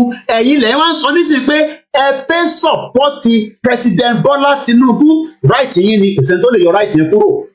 Bọ̀ pé ẹ tún máa work pẹ̀lú ẹ̀ láti ensure kábàdé sọ pé ensure òyìnbó tó tóbi ni kí ló mean kí ni nǹkan tó mean to make sure certain of safe. So ẹ ń pé ensure pé Bọ́lá Tinubu ó rí project Nàìjíríà yẹn ṣe délẹ̀ fún ọdún mẹ́rin torí pa ti sọ pé Bọ́lá Tinubu ò ń ṣe ọdún mẹ́jọ mọ́ àti fi ẹ tó bá gbọ́ program tàná wọ́n ti ní Kóìkì máa withdraw 8 years Tinubu yẹn 4 years ni wọ́n sì fún kò tí confam pé wọ́n máa fún ní another 4 years 4 years tó ń lò lọ́wọ́lọ́wọ́ kódà mo fẹ́ sọ tí Ìgbòho ṣàṣọ fún mi máa fi yẹn sábẹ́nu nígbà tí mo ní bá mi Tinubu 4 years Ìgbòho ní tí bá ti ní ọ̀rọ̀ ọ̀hún nìyẹn kódà wà látàgàn ní gbọ́rọ̀ ọ̀rọ̀ yẹn èmi nìkan ni máa gbọ́ yẹn kẹ́ lè bá mọ̀ kò ṣe pé mo trust wà látà but àwọn ọ̀rọ̀ kan wà abẹ́ ẹkùn ni wọ́n ń gbé sí ẹ̀yin àgbàlagbà lẹ́ni Kóìkì ìwọ náà ti dàgbàlagbà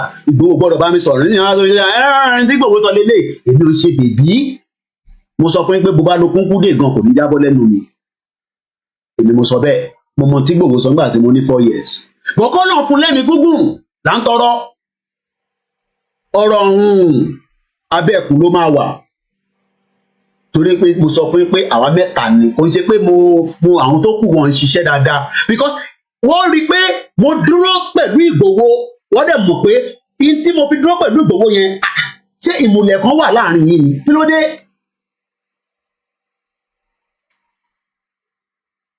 Ẹ jẹ́ n tútú bẹ̀ yẹn kà lẹ́ǹkan sí i tó o bá mọ orúkọ ẹgbẹ́ tá à ń sọ yìí ẹ kì í kọ sílẹ̀ so that orúkọ ẹgbẹ́ tó ń sọ yẹn òun ni ọmọ òdua àjọ ń jà pẹ̀lú pẹ́ńsù àti pẹ́ẹ̀nì journalist gbọ́dọ̀ má ní pẹ́. Èní là ń pè ní 11 àwọ̀ celebrate June 12 o ẹni bá fi celebrate ẹ̀ lọ́la good luck to you sí nǹkan kan tá à ń celebrate ní London. Wọ́n ń porúkọ ẹgbẹ́ tí bàbá Adéníran dálẹ̀ Adéníran àwọn èèyàn wá rí tàn kọ lọ́jọ́ iwájú Wálé Adéníran a kàn fi professor sí ká fi pọ́n wọn lé wọn ló gbọ́ French dáadáa. Wọ́n dá ẹgbẹ́ kan sílẹ̀ tó ń pè ní association cause mo fẹ́ máa reference orúkọ yẹn ni not the abbreviation of progress. So ẹ̀yin náà ilé lọ́wọ́ lè jẹ́ ká kó sínú Yorùbá nation kí Yorùbá lè tẹ̀síwájú lánàá a sì ń sọ nípa àwọn elite ká kó wọn sínú ká kó àwọn elite. So bàbá Adéníran ní gbogbo àwọn ilé lọ́wọ́ ní kò convince wọn pé ṣe jẹ́ kájọ ṣe Yorùbá nation but he knew what he was doing from the day one. He was a mole. Wọ́n ti rí pé Ìgbòho ti dá sí ọ̀rọ̀ bàbá Akíntóyè wọ́n dẹ̀ mọ̀ pa kíkanjú ní Ìgbòho ṣe rí Ìgbòho tí ó dá sọ̀rọ̀ movement wa yìí Elédùmarè ló fi bless wa Elédùmarè ló fi Dr. Olóyè Sunday Ìgbòho bless wa ìyẹn ló ṣe fún wọn ní a lot of concern pé hey Ìgbòho tó ti dá sí yìí akíkanjú èèyàn ni kò ń ṣe ń tẹ̀lé knock anyhow. Ìgbòho ń ṣẹni tí ẹ lè knock anyhow. Ìgbòho sì sọ fún mi láàárọ̀ ìta sọ̀rọ̀ ọwọ́ ọ̀sán yìí for about 12:30 pé kò ń ṣe pé àtijà nígbà tó wálé kọ́ ni òun ń wo gbogbo surroundings yẹn òun ń wo gbogbo àwọn tó àwọn tó jẹ́ neighbor torí pé wàá bà nǹkan jẹ́ ẹni máa kú ẹni máa yè ló máa yè ni mo wá ibi tá a kà á dé ni o ibi wọ́ọ̀kì yẹn la kà á dé ibi ló wà kàn lọ. mo kí gbogbo alẹ́ nǹkan sí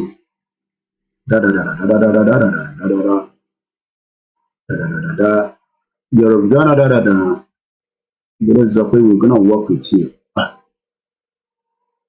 Yeah. Kí ló dé tí mo wá bẹ̀rẹ̀ nísìnkẹ́? In a personal statement signed at Wale Adeniran in his inaugural during the Obafemi Awolowo, they reached a consensus to give Adeniran, who left Nigeria in 2000 and Mutika Benye. In a statement signed, the association consists of his former colleagues Mutika Benye. Part of the statement that they directed to Bola Tinubu. The inauguration of Nigeria was unprecedented in the political history of Nigeria. The first Yoruba politician to be duly elected. Mr. President, we salute your uncommon courage, the new team Mutika Benye. We recall blah blah Mutika Benye. However, your victory at the poll has led us to believe that perhaps Nigerian situation is irremediable after all. All right, let me pull back a little bit. Ibi tí mo ṣe ń lò lọ yẹn ni mo fẹ́ focus sí. And I think I'm losing that place. So let me start from here. In a statement personally signed by Adeniran and made available to the press in Ile-Ife, Osun State, he announced the formation of the Association of the Progress Professionals and Academy, known as APPA. The association consists of his former colleagues in academia, medical science, and business world. So bàbá ìtẹ̀ láwọn èèyàn bẹ́ẹ̀ yẹn ni wọ́n pè wọ́n wá sínú Yorùbá Nation. Okay. Adeniran stated that the APPA held its inaugural meeting during the week at Obafemi Awolowo University, Ile-Ife, Osun State, to assess the state of development in Yoruba land.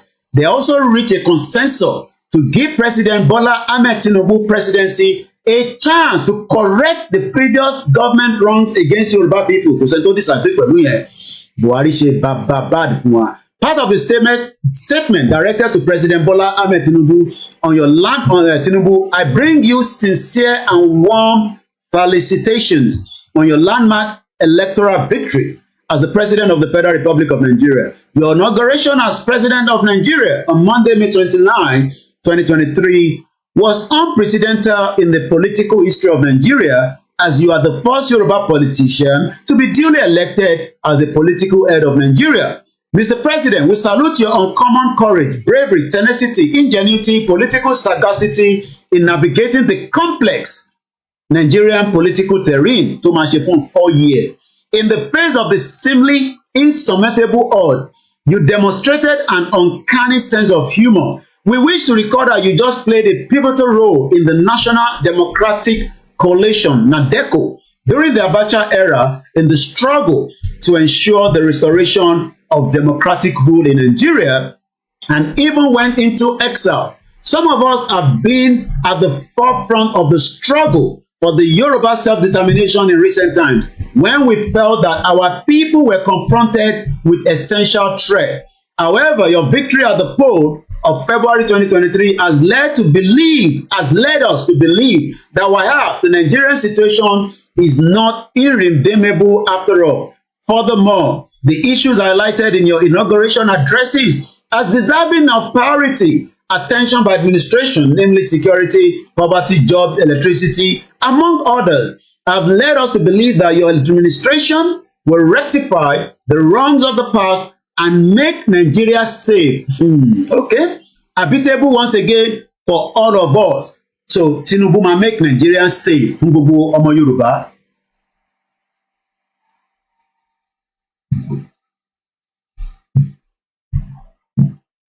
Okay, mi ni mo wá sísàlẹ̀.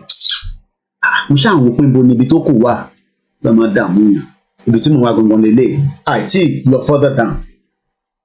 Mo sì fẹ́ save ibi tí wọ́n sọ̀rọ̀ níbí báyìí pé therefore we of APPA ìyẹn gbogbo mo fẹ́ máa sọ síta Association of Progressive Professionals. So ẹni gbogbo àwọn ilé lọ́wọ́ ẹni àwọn professional yìí lọ́wọ́ àwọn progressive àwọn academia so àwọn èèyàn wà interested nínú pé kí ilẹ̀ Yorùbá kó dá dúró so gbogbo yín dúró pé kí Tinubu wá kó wá fix in Nigeria. So my question to Professor Wale Adeniran ni pé why then did you waste your 2 years inside a movement? Because this is a movement movement mi máa ń pé 10 years èmi máa ń pé 3 years it does not matter whatever it takes is a movement. Koiki jẹ́ ọ̀la máa gba Yorùbá nation movement ni ìjọkíjọ tó bá wáyé ni ẹ ti ń pẹ́ jù lọ bèrè lọ́wọ́ àwọn Scottish bí awọ́ pẹ́ àbí wọ̀ pẹ́. Mo kí bàbá wa Gani Olóyèdè Maize Gold mo kí Prince Adékúnlé. What was the reason? If you knew that this movement was going to be a setback, kí lẹ jókòó sínú ẹ̀ for 2 years and a half, pretending to us, giving us false hope, telling Yoruba people around the world with so many sensitive meetings they attend, with so many strategy tí ẹ wà nínú ẹ̀ tí wọ́n sọ fún yín tẹ́ ń gbọ́ ní meeting ní kọ̀rọ̀ ní meeting ní gbangba. Mo mọ iye meeting tá a wá ṣe lọ́dọ̀ yín pẹ̀lú bàbá yìí náà àti Ìgbòho, tá a máa wọ mọ́tò, tá a máa wá bá yín, tá a máa jókòó, tá a máa sọ̀rọ̀, tá a máa gbé báyìí tí Ìgbòho máa sọ pé bí a ká lọ báyìí ká ṣe báyìí. Ṣé after tá a bá ń ṣe àwọn ìpàdé yẹn tán, ṣé because ẹ dẹ̀ máa ń take so many notes, ṣé ẹ wá ń give report fáwọn APP èyí nígbà yẹn ni ká tẹ̀ sọ pé ẹ bá olóṣèlú ṣiṣẹ́, ẹ dẹ̀ bá Tinubu ṣiṣẹ́, ká tẹ̀ agree pé ẹ bá gbogbo àwọn yẹn ṣiṣẹ́, bọ̀ ṣé ẹ wá ń ṣe kí ni, ṣé ẹ wá ń fún àwọn politician yẹn, ṣé no mo lè sọ pé politician, àwọn tí ẹ jẹ́ Sàwáwù group yìí, ṣé ẹ ń fún wọn ní report pé àwọn ọmọ Yorùbá nation àti tí Ìgbòho ṣe àti tèmi náà wà láàrin wọn, ọ̀nà báyìí la fẹ́ gbà, ibi báyìí là ń ṣiṣẹ́ lọ, ibi báyìí la ṣiṣẹ́ dé, ṣé ẹ̀ ń give report yẹn àbí ìyẹn kò sí lára tẹ́ ẹ̀ ń sọ fún wọn? Torí pé èèyàn lè máa ṣe in and out, tó bá fẹ́ jẹ́ Ọ̀ṣáká kò jẹ́ Ọ̀ṣáká, tó bá fẹ́ jẹ́ Òṣoko kò jẹ́ Òṣoko, ká mọ̀ pé inú movement ló wà, gbogbo ìtọ́ tó bá tu sí wa lára ká accept ẹ̀. Àwọn tó ń tutọ́ sí wa lára àìmọ̀ wọn ni àwọn kan á sùn pé n tá à ń sọ yẹn kò jẹ́ kó rí bẹ́ẹ̀, ó yẹ kó rí bẹ́ẹ̀, dáṣà sísítà wa ṣó yẹ kó rí bẹ́ẹ̀. But one thing I want us to understand is he has his right to say he's not interested in Yoruba nation. A lè dìyẹn mú, a ní right láti sọ fún bàbá Adéníran pé hey bàbá you no dey go anywhere, àjọ máa parí project yìí. No, we will be stupid to be saying that. A jẹ́ pé a fẹ́ràn ara wa nìyẹn. But what I'm asking is, he was involved with a lot of different meetings, different things. Débi pé òun náà ló instigate pé Ìgbòho máa bọ̀.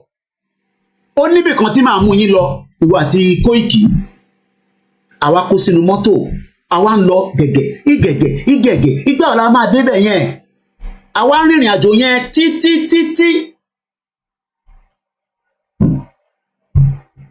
Àtúndébì kan àjẹun, mo kẹ́ ẹ̀ mọ́lẹ̀ Yorùbá kásán àbúrò mi, mo kí gbogbo yín dáadáa ẹ kú iṣẹ́. Mo sọ fún yín pé èmi rí as much nínú rẹ̀ ní tó tẹ̀ mú mi tí mo jókòó pẹ̀lú ikú bàbá Yèyé. Ní tí bàbá yẹn sọ, I knew straight away that in táwa ti ń sọ bọ̀ tẹ́lẹ̀ pẹ̀lú chief, tá a bá di pé èmi àti bàá mi ní one on one tá a jókòó tá a jọ ń sọ̀rọ̀. Lára àwọn kan tí bàbá wa ikú bàbá Yèyé di Aláàfin of Ọ̀yọ́ top table fún wa, tí ikú bàbá Yèyé sọ pé Buhari pè òun láti presidency pé kó bá òun mú Ìgbòho wá sínú palace kó dé arrest ẹ̀ mọ́bẹ̀. Inú palace ló ti fẹ́ arrest Ìgbòho. Mo rí rẹ́rì. Èyí tí Ìgbòho sọ, mo sọ pé ìyẹn ò ṣe fún public consumption. The idea was to arrest Ìgbòho right inside the palace of Aláàfin nílẹ̀ Yorùbá.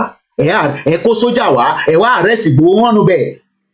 Ẹ wá pretend pé Ìgbòho fẹ́ wá kí ọba, wá ràgàbó, wá bò mọ́lẹ̀ mọ́ bẹ́ẹ̀. That was the whole idea. Ṣégbà tí yẹn work, because all we knew was bàbá, wọ́n mọ̀ pé mo mọ tí bàbá Adébánjọ sọ lórí pé ìgbà tá a kọ́kọ́ lọ bá wọn pẹ̀lú bàbá Akíntóyè, wọ́n mọ̀ pé bàbá Akíntóyè serious gan pẹ̀lú ọ̀rọ̀ Yorùbá nation. They knew that àwọn Afẹ́nifẹ́re ò lè deny yẹn, wọ́n mọ̀ yẹn, kò sẹ́nì kankan. Èmi wà lórí ìjókòó ni mo gbọ́, mo wà, kò sẹ́nì kankan ẹni tó bá ṣẹ́ni gbogbo nǹkan bá ń sọ lórí tẹlifóònù yẹn ẹ fọ dẹ́tẹ̀. Àwọn bàbá yàn ní fọ́ọ̀n nílànà tọ́bílẹ̀ fún yín, ẹni bá pé báyàn sọ̀rọ̀ ẹ jọ wà nínú ibi tẹ́jú máa sọ̀rọ̀ báyìí tọ́dẹ̀ máa sọ fún yín pé gbogbo fóònù yẹn pa. Tọ́ba ti ní ẹ pa fóònù, ọ̀rọ̀ tó fẹ́ sọ wọn ò fẹ́ jẹ́ kó wà recorded kẹ́ lè bá gbọ́ sétí kò ń ṣe kó sọ pé kódà àwọn tajọ́ lọ tó jẹ́ security chief wọ́n wà nínú ilé pẹ̀lú wa so mo mọ tó sọ. But one thing is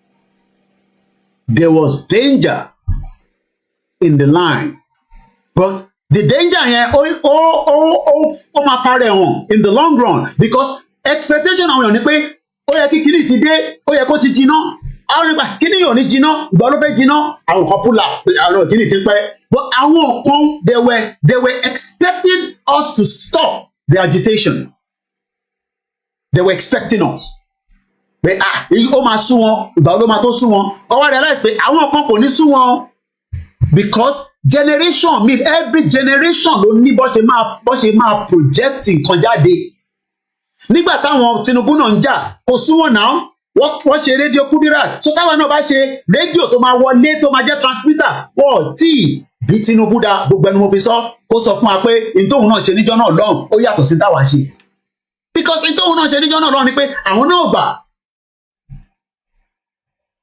but àwa ti wá di intí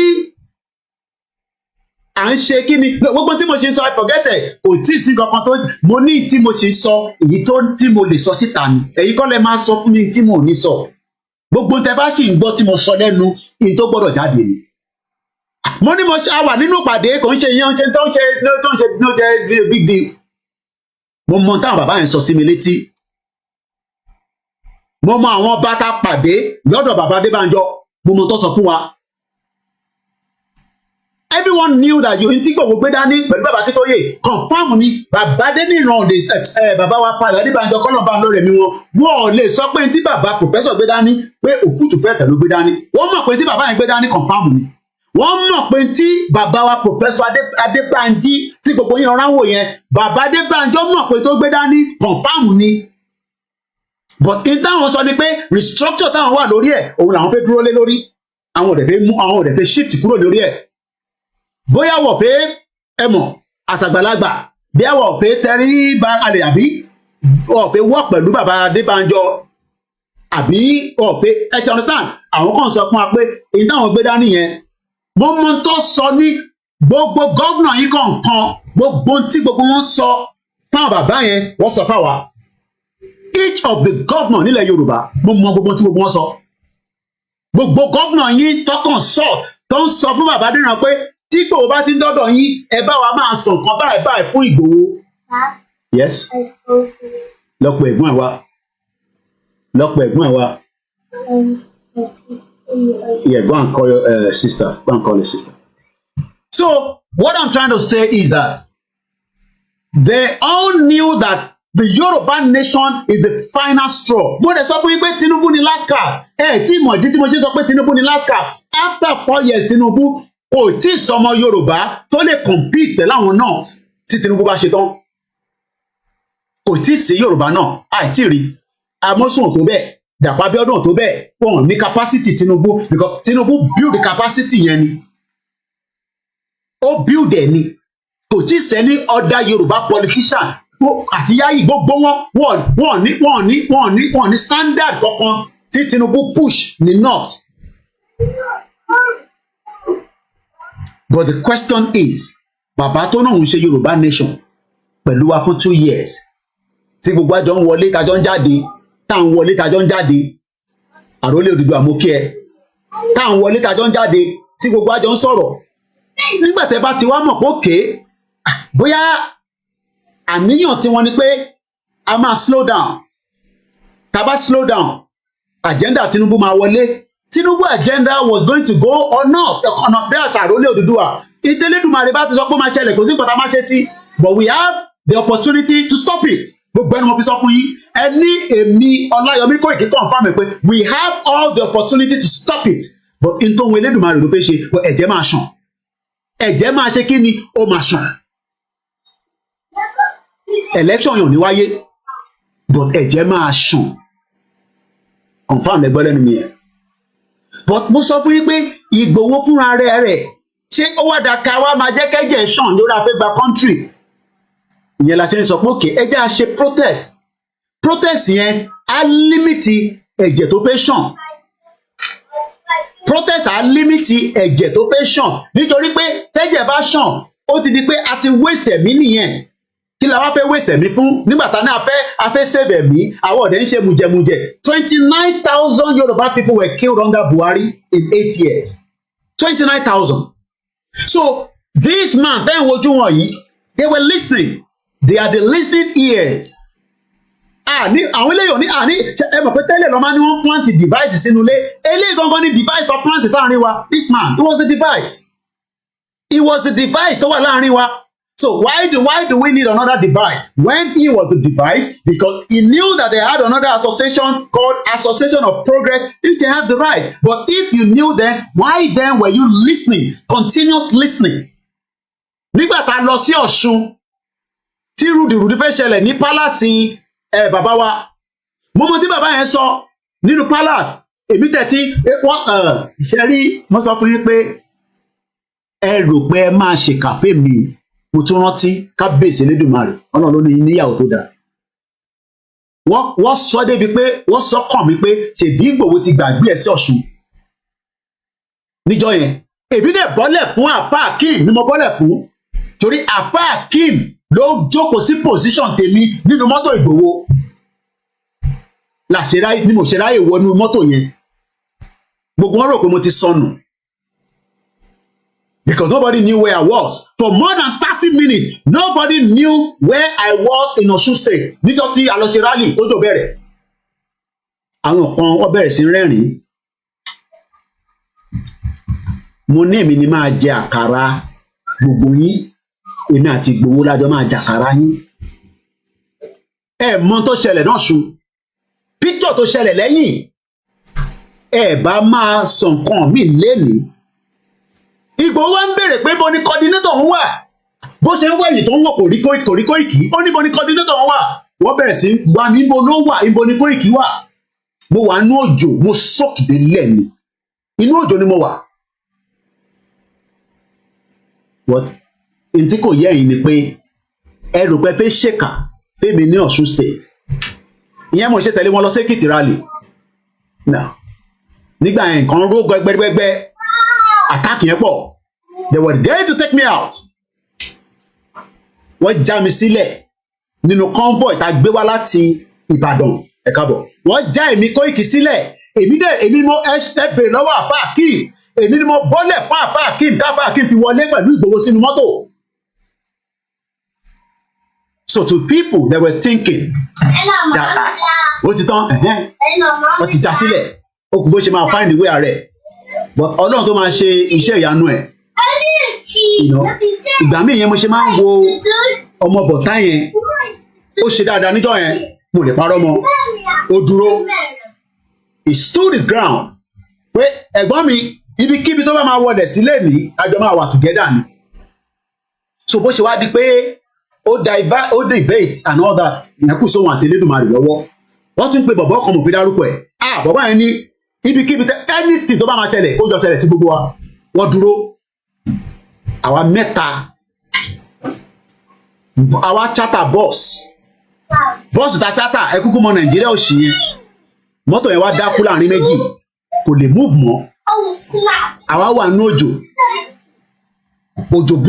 yẹn pọ̀ gbogbo táìmù yẹn chief ti wà panic níbo ni mo wà ẹ lọ bá wọn ibo ni Kóìkì wà òun ò fẹ́ gbọ́ kankan mọ́ ẹ lọ wá Kóìkì jáde ibikíbi tó bá wà nínú Ọ̀ṣun State àwọn kan fi mí rẹ́rìn-ín wọ́n ti rédíò ara wọn wọ́n fi mí ṣe àwàdà pé ṣó tán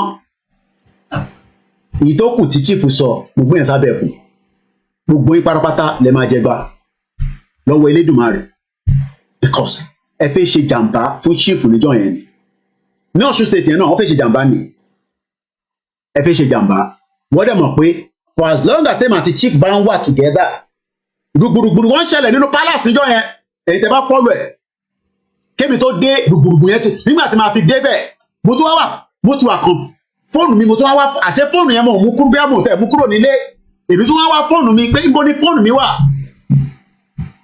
gbùgbùrùgbù wọ́n ṣẹlẹ̀ nínú palace níjọ́ náà lọ́hùn. But one thing is mo sọ fún yín pé This man has the right, but he was part of the mold that there was there. It was part of the mold. Because they were one step ahead of us. The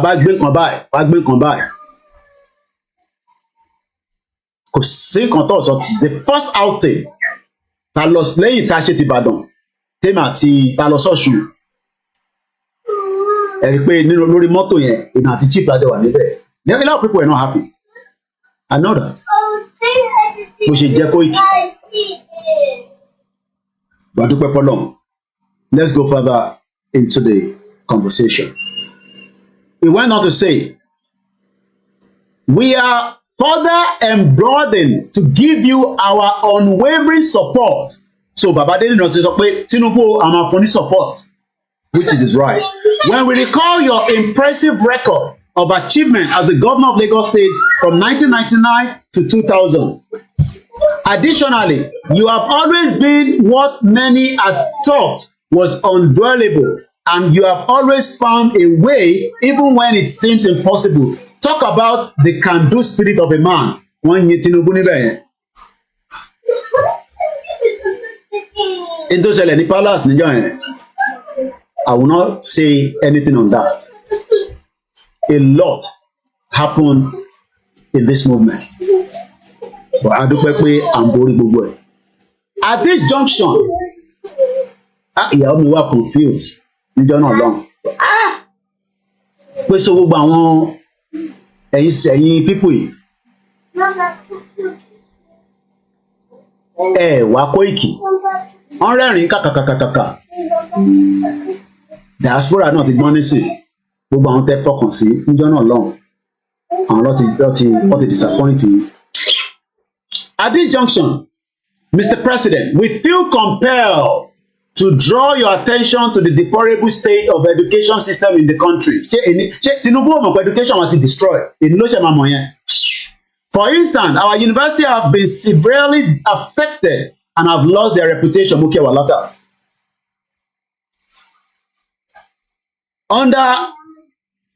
Have lost their reputation under the uncaring watch of previous administration. The entire university workforce, especially the academy, is now strongly demoralized. So inú Nàìjíríà láti máa build the economy education system ilẹ̀ Yorùbá bí bàbá ọlọ́run ṣe ṣe. So Baba Adeniran has ó feel pé inú Nàìjíríà láti máa ṣe gbogbo eléyìí. These are time wasters. Considering the paramount importance of universities as engines for innovation that fuels national development, the current dire situation of our university must be urgently addressed. Facilities in our university need to be upgraded and expanded to accommodate more qualified candidates. Ọlọ́run fún Tinubu ṣe ní gbogbo ohun tí wọ́n sọ yìí. Massive investment in the university is necessary to boost the morale of staff and students, enabling them to generate innovative ideas that will drive technological development. Inú Nàìjíríà náà láti máa ṣe gbogbo yẹn. Very good. This will encourage Nigerian scholars. So kò ń ṣe Yorùbá mọ́nísìn Nigerians. This is a man that was shouting Yoruba nation for the past 2.5 years. Ó wá di pé a nílò Yorùbá mọ́, a máa lo Nigerians. So Baba Adeniran is no longer using the term Yoruba. He's now interested in Nigerians. The task before you, Mr. President, is enormous. It is in recognition of this that we, the members of the Association of Progressive Association and Academy, hereby pledge our unwavering support for your administration. Tẹ́ ẹ bá mọ̀ tán pè ní pledge. Tó bá fẹ́ rán, I pledge Nigerian, my country, to be loyal and honest and ẹrántí ẹmọ̀kúta I pledge. So Baba Adeniran ó ti pledge fún Tinubu. A man that was shouting Yoruba nation 2 years ago. So Yoruba nation is no longer what to pledge for. Baba Adeniran is now pledging his loyalty, his support for Yoruba nation. So for Nigeria, this is a man that 2 years ago was coming on air bá gbogbo ọmọ Yorùbá sọ̀rọ̀ fún gbogbo wa ní this hope pé Yorùbá country máa wáyé, but ṣé torí wọ́n sọ̀rọ̀ dọ̀tí sí bàbá yìí àbí báwo, àbí it was just a mole within the system. Mo kí Prince Adébáyọ̀ Ṣítù, mo kí bàbá wa Adéníyì Abíọ́dún Ọládélé, mo kí gbogbo yín. Èwo ń bẹ.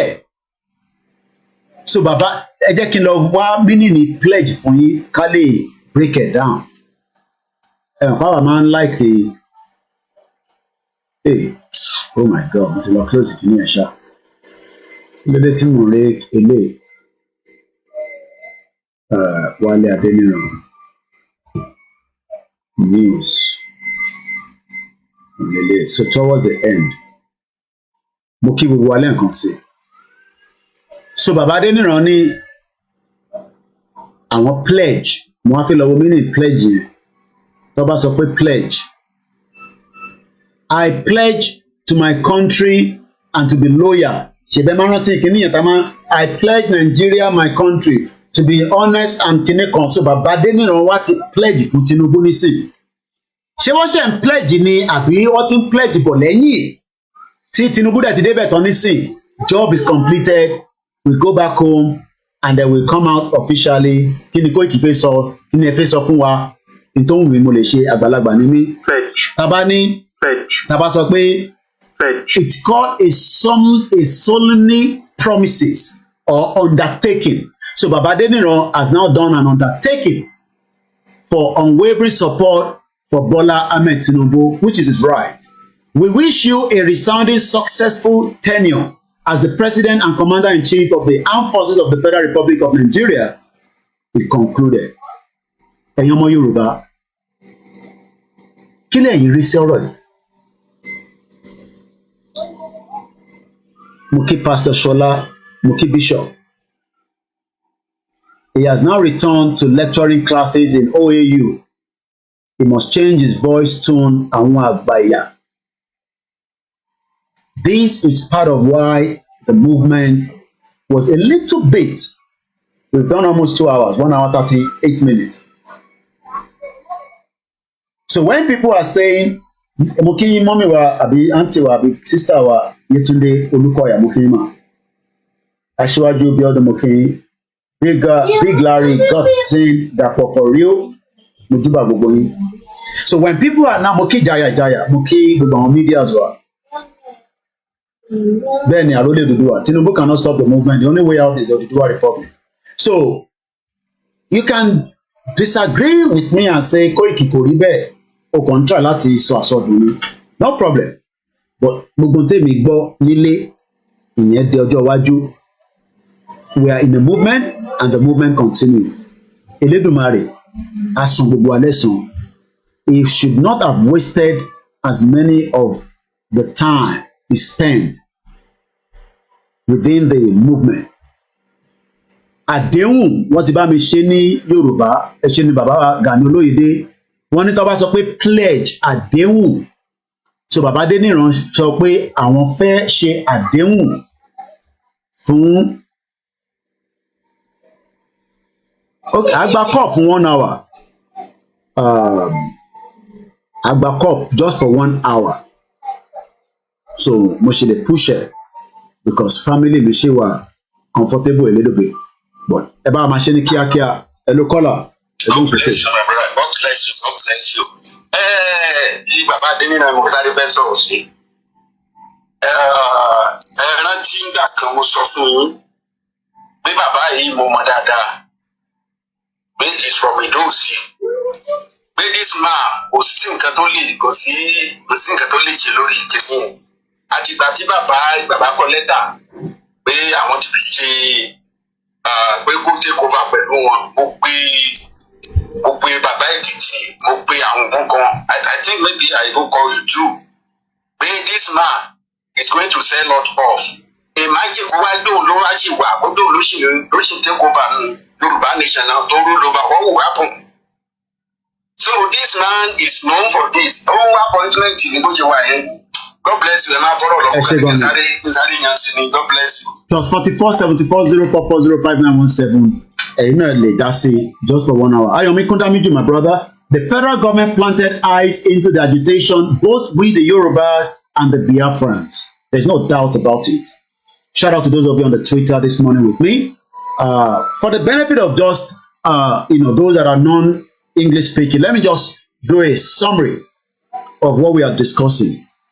The face you are looking right now was one of those campaigners, even up to a deputy leader of the Yoruba nation struggle. Sorry, you can't see the images of the person, but if you go on the social media, on the YouTube, you'll be able to see that. He was working tirelessly up until he decided that the Yoruba nation is not something he would like to continue with. He gave his reasons. His reasons will be valid to him only, and we cannot hold him back for his reasons.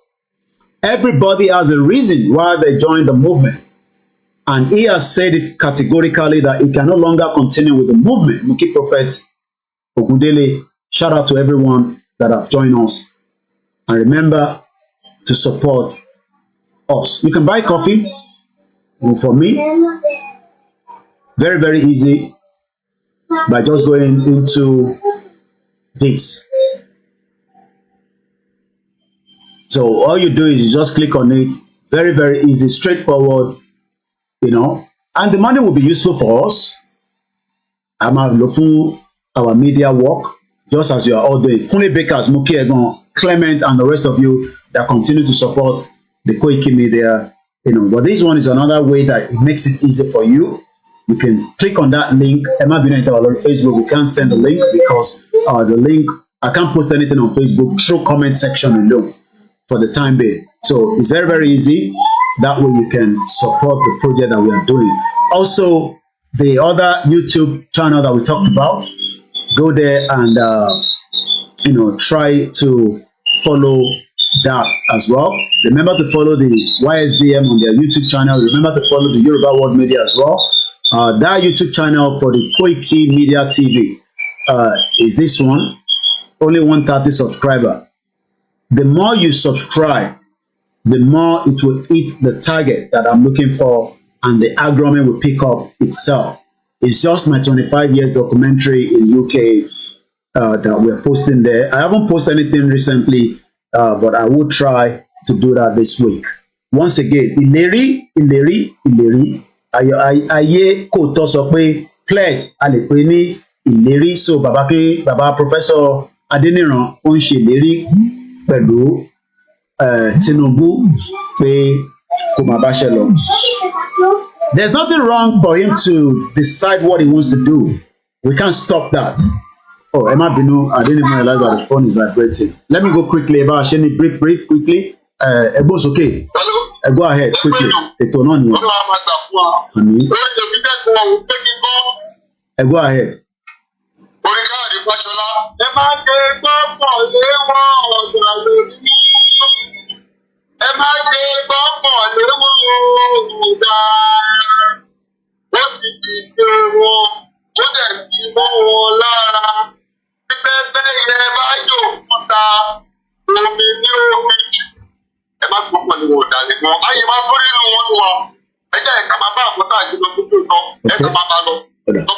Thank you so much. For those that are joining us and you're wondering what is the whole conversation all about, it's nothing more than the fact that it's a movement. Even movement has a lot of hiccups. It has its own advantage and disadvantage. But Mokiwa Babade Oshu, thank you so much. Obe, oh, is it for me?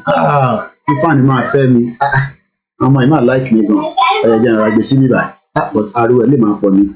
So once again, we understand that not everybody wants to stay longer in a movement that they believe that Otin D idoti to them. Otin D, maybe there's no way out. There's a way out. Yes, donate to the good journalism. We depend on you guys. We depend on you, and I'm not joking. Without you, we can't do what we are doing. So apart from your prayer, we also depend on you just as BBC depends on you, especially those of us in the United Kingdom where you have to pay your TV license. So we can understand. Ẹ kú iṣẹ́ tẹ́ ń ṣe takuntakun, ẹ má give up. In our little ways, like I said, everybody should be doing something, but as long as it's for the benefit of the movement. In a movement, there will be people that will say all kind of things, whether some of them are fact or not. Some will ask questions. Some questions you will not get an answer. Some you will get an answer. So he has his right to do whatever he wants to do, and we cannot stop that. So I will leave that so that it comes into our mind that this man is now officially no longer part of the Yoruba Nation movement. Anybody that is still engaging in privately, you are doing that at your own. Immediately, Sarah reporters and other posted it so quick and fast. Oh yeah, media will do whatever they have to do. We also have to come out and put out our own narrative around it, which is exactly why I'm doing what I'm doing today, by telling everybody, like I said, I don't hate him. He has his right to, decide his fate. We are not here to damage his reputation, but what I'm saying is exactly what I saw in the 6 months. Nobody, look, anything, that's about anywhere in the world. As long as I spend that 6 months on the ground, a lot of things happen. A lot of things happen. A lot of things are hard. But one thing is, Professor and CSI, they are genuine. And it's not because of anything. They are genuine people. Genuinity Yoruba Nation wà nígbà àwọn méjèèjì. It's there. And they listen to each other like father and son. Kò ṣe gbogbo tán discuss ló ń sọ fún mi, but I get carried along as much as possible. I understand that everybody wants this open, everything has to be out there in the public domain. Baba Adeniran could have said to us that, ẹ̀yin ọmọ wa, look, ìrìnàjò yìí kò ní bọ́ sí fún àwọn máa pull back. But don't come and give us a deceit and lies as if you were part of us. Because ìyẹn gangan ni problem by giving us this impression pé ẹ wà pẹ̀lú wa, irọ́ ni ẹ sí pẹ̀lú wa. You were never with us. Okay, wọ́n náà kówó jẹ, wọ́n náà ṣe this, àwọn èèyàn ń bú yín lórí social media. And so what? Mo ti sọ̀rọ̀ sí bàbá wa láwọn ọba tí mo fẹ́ dárúkọ.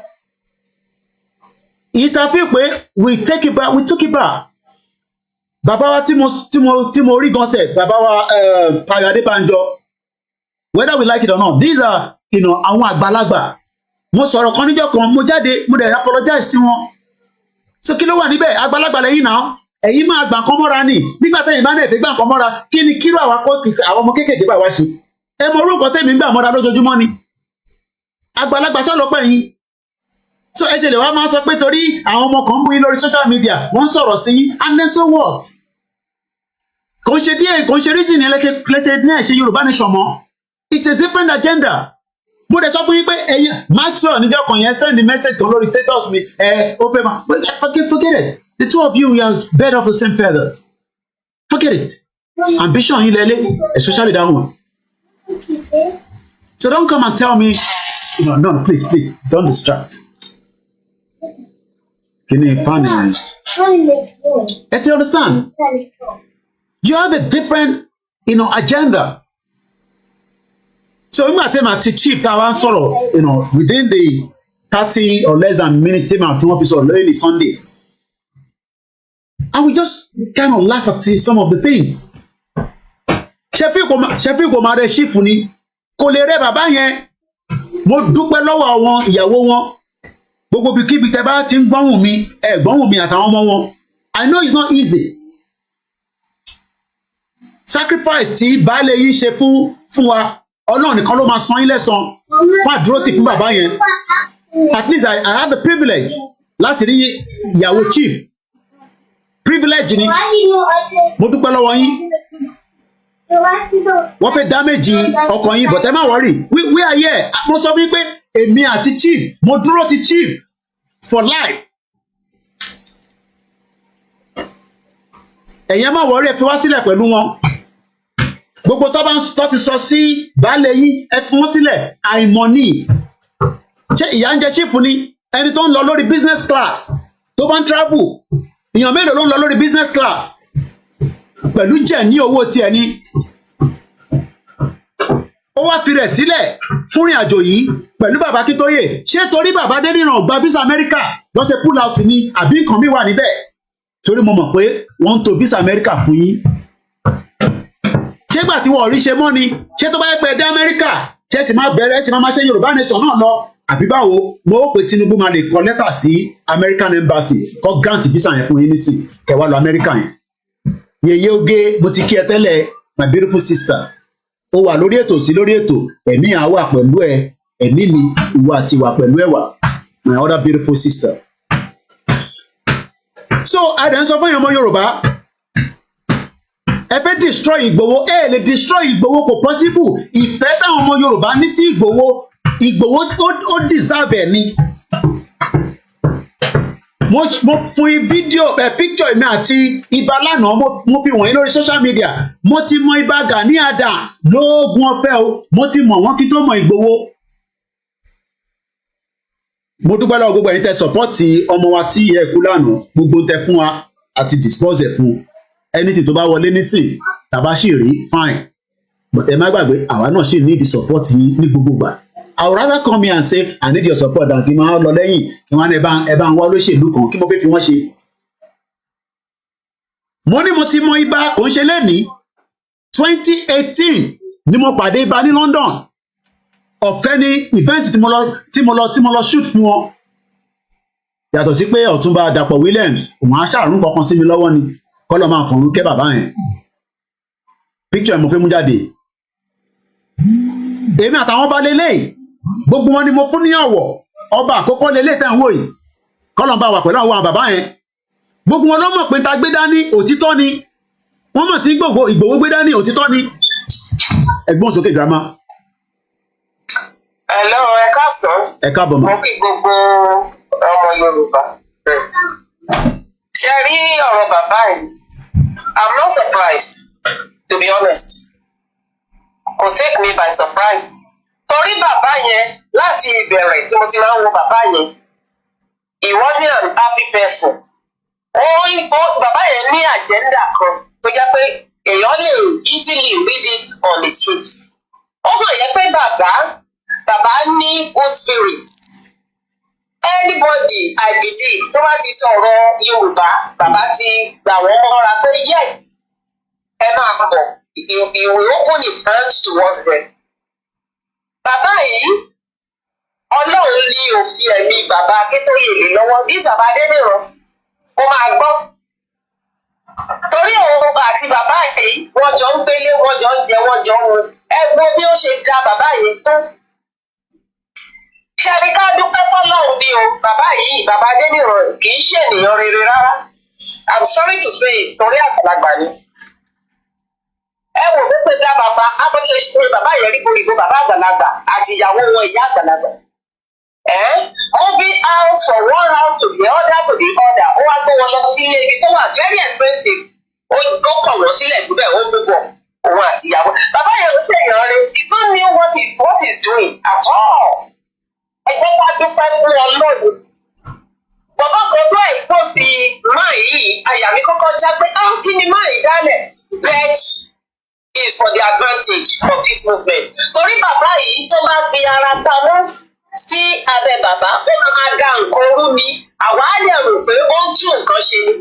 A ò ní mọ̀ pé ara àwọn ọ̀bàyé jẹ́ movement ilẹ̀. Thank God for the exposure. Ṣebí gbogbo èèyàn rí ẹni tó jẹ́ ìsìn òun bàbá yìí don disgrace ara ẹ̀. He doesn't add any value to himself. Ó disgrace ara ẹ̀. Ó náà ń sọ̀rọ̀ sí o ẹwọ́ gbogbo nǹkan tó ti ṣe sí bàbá Akíntóyè. Even in private life fún bàbá yẹn wọ́n penetrate wọ́n destroy yẹn with the mistress. Torí mi ìpè woman yẹn níyàwó bàbá kì í ṣe ìyàwó.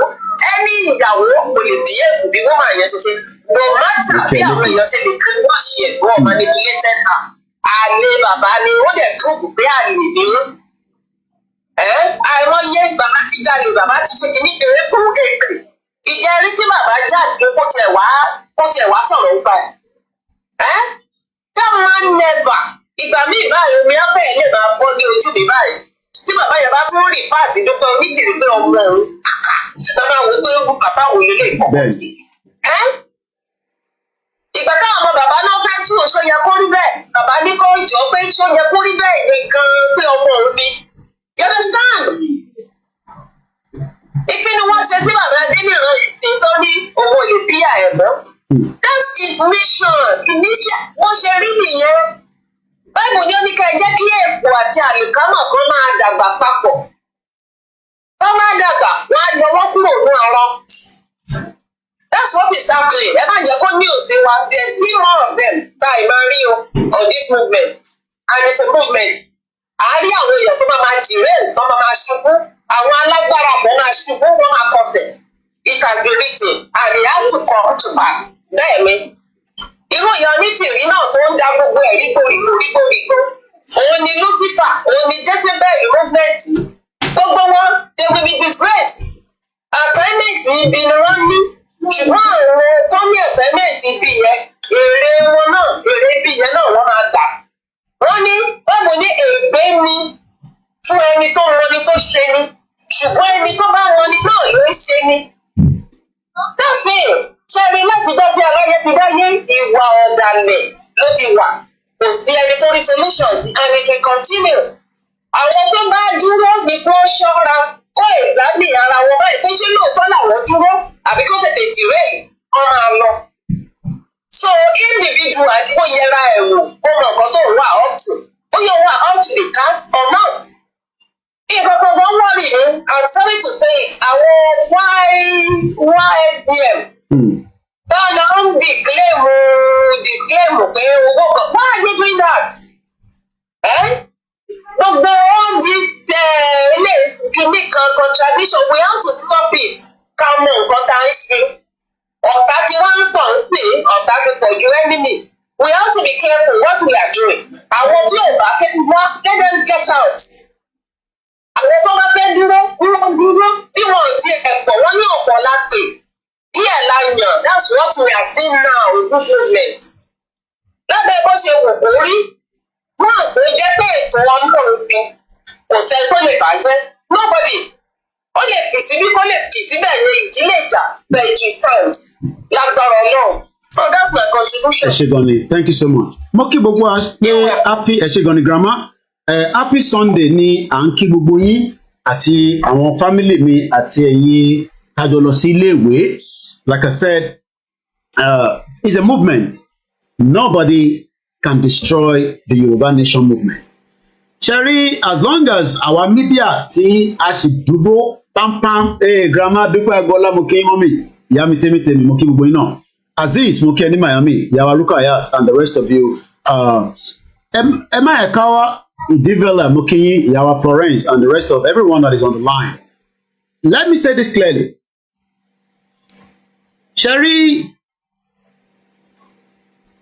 ẹ jẹ́ n gbé picture bàbá wa ẹ jẹ́ n close the background mi lẹ́yìn ẹ jẹ́ ká lo picture professor. Sherry Professor bàbá Professor Adébánjí ọ̀nà àbáńlọ́rẹ̀ mi bàbá yẹn. The energy radiant tó wà lára bàbá ẹ̀ kò ń ṣe kékeré. Energy wọ́n pè kíní kan ní radiant ẹ mọ̀ pé òun wà níta nísìn agbe ló lè gbójú sókè for a very long time but wọ́n ní àfa kan nígbà kan it normally looks up àwọn máa ń wọ̀rùn ni ọlọ́run fún kálukú lágbára oríṣiríṣi. Energy tó wà lára bàbá Adébánjí kò sẹ́ni kankan tó lè nọ́kẹ̀.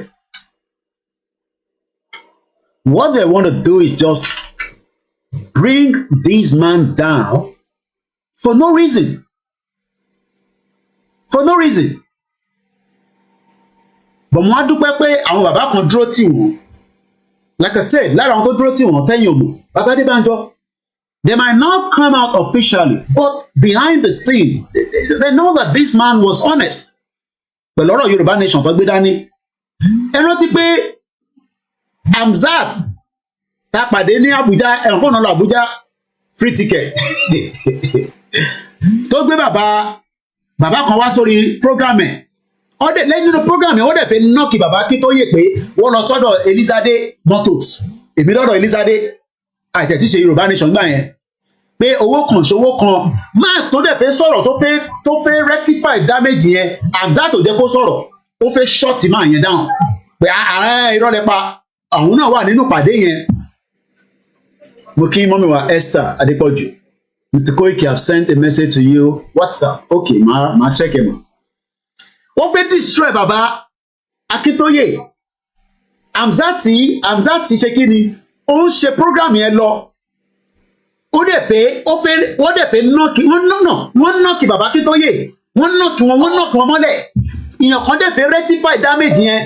Bọ̀bọ̀ tó wà ní Ghana ẹni mọ̀ ń pè Hamzat o. Ẹ mọ̀ pé òun náà fẹ́ lè wọn ní Abuja free ticket. Because Abuja àníkẹ́ enjoy Abuja gbogbo ẹ̀yàn ọmọ Tinubu. Ọlámilékan mo kí ẹ. Bishop tó wà lórí line pẹ̀lú mi. Ẹ enjoy Abuja as Baba Adeniran tó bá possible ẹ relocate lọ Abuja ẹ gbádùn ẹ̀ bọ̀ ọdún mẹ́rin ni Tinubu máa lò. Lẹ́yìn ọdún mẹ́rin la ṣe máa mọ̀ bóyá wọ́n máa jẹ́ kó tún lọ ọdún mẹ́rin mi wọ́n ti ní kí n máa sọ pé ọdún mẹ́jọ. Èmi sọ pé kọ́lọ̀ fún láìpẹ́ gúngbọ̀n àtàlàáfíà bọ̀ ẹ bá ti tètè sọ fún wa pé Koiki yìí wàhálà tèmi àti Ìgbòho ṣe rí pé títí tẹ gbé wa lọ yẹn ọ̀nà yẹn ò dá púpọ̀ ẹ mọ̀ pápá ń lọ gbàgà gbìgì gbàgà fún 2 hours àwa débẹ̀ Ìgbòho ẹ̀ tí wọ́n bèèrè pé kí ni ìdúró lè gbé wa wáyìí. Mo sọ fún yín pé tẹ bá fi èsì sí ọ̀rọ̀ tí mò ń ṣe tí àwọn ọmọ yín ò sọ fún pé kẹ dákẹ́ màá jáde tán màá wá disrespect yín. For now mo ò tí disrespect yín mo sì fún yín ní ọ̀wọ̀ gẹ́gẹ́ bí bàbá kan tó bí àwọn ọmọ kan. But ẹ ṣọ́ra yín. You were a mole in the Yoruba movement. Ẹ má fi èsì sílẹ̀ tí mo sọ yìí. Ẹ dákẹ́ ẹ má fi èsì sí. Tẹ́ bá fi èsì sí èyí tó kù màá ṣe wá upload ẹ̀. Màá wá ṣe kí ni màá upload ẹ̀. Kò sẹ́nì kankan tó lè sọ pé gbogbo àwọn tó ń lọlé wọ́n ṣe 6 months lẹ́yìn lè dìke. Tó mo rí yí tán mo mọ̀ bàtà wá sí Bẹ̀nẹ̀ mo mọ̀ iye days weeks tẹ́mi àti Ìgbòho back to back after incident tó ṣẹlẹ̀ tó fẹ́ lọ pa Ìgbòho sínú ilé àbẹ́ mọ̀ nípa ẹ̀ ni. Ṣé mọ̀ nípa pé wọ́n fẹ́ lọ pa Ìgbòho sínú ilé ni?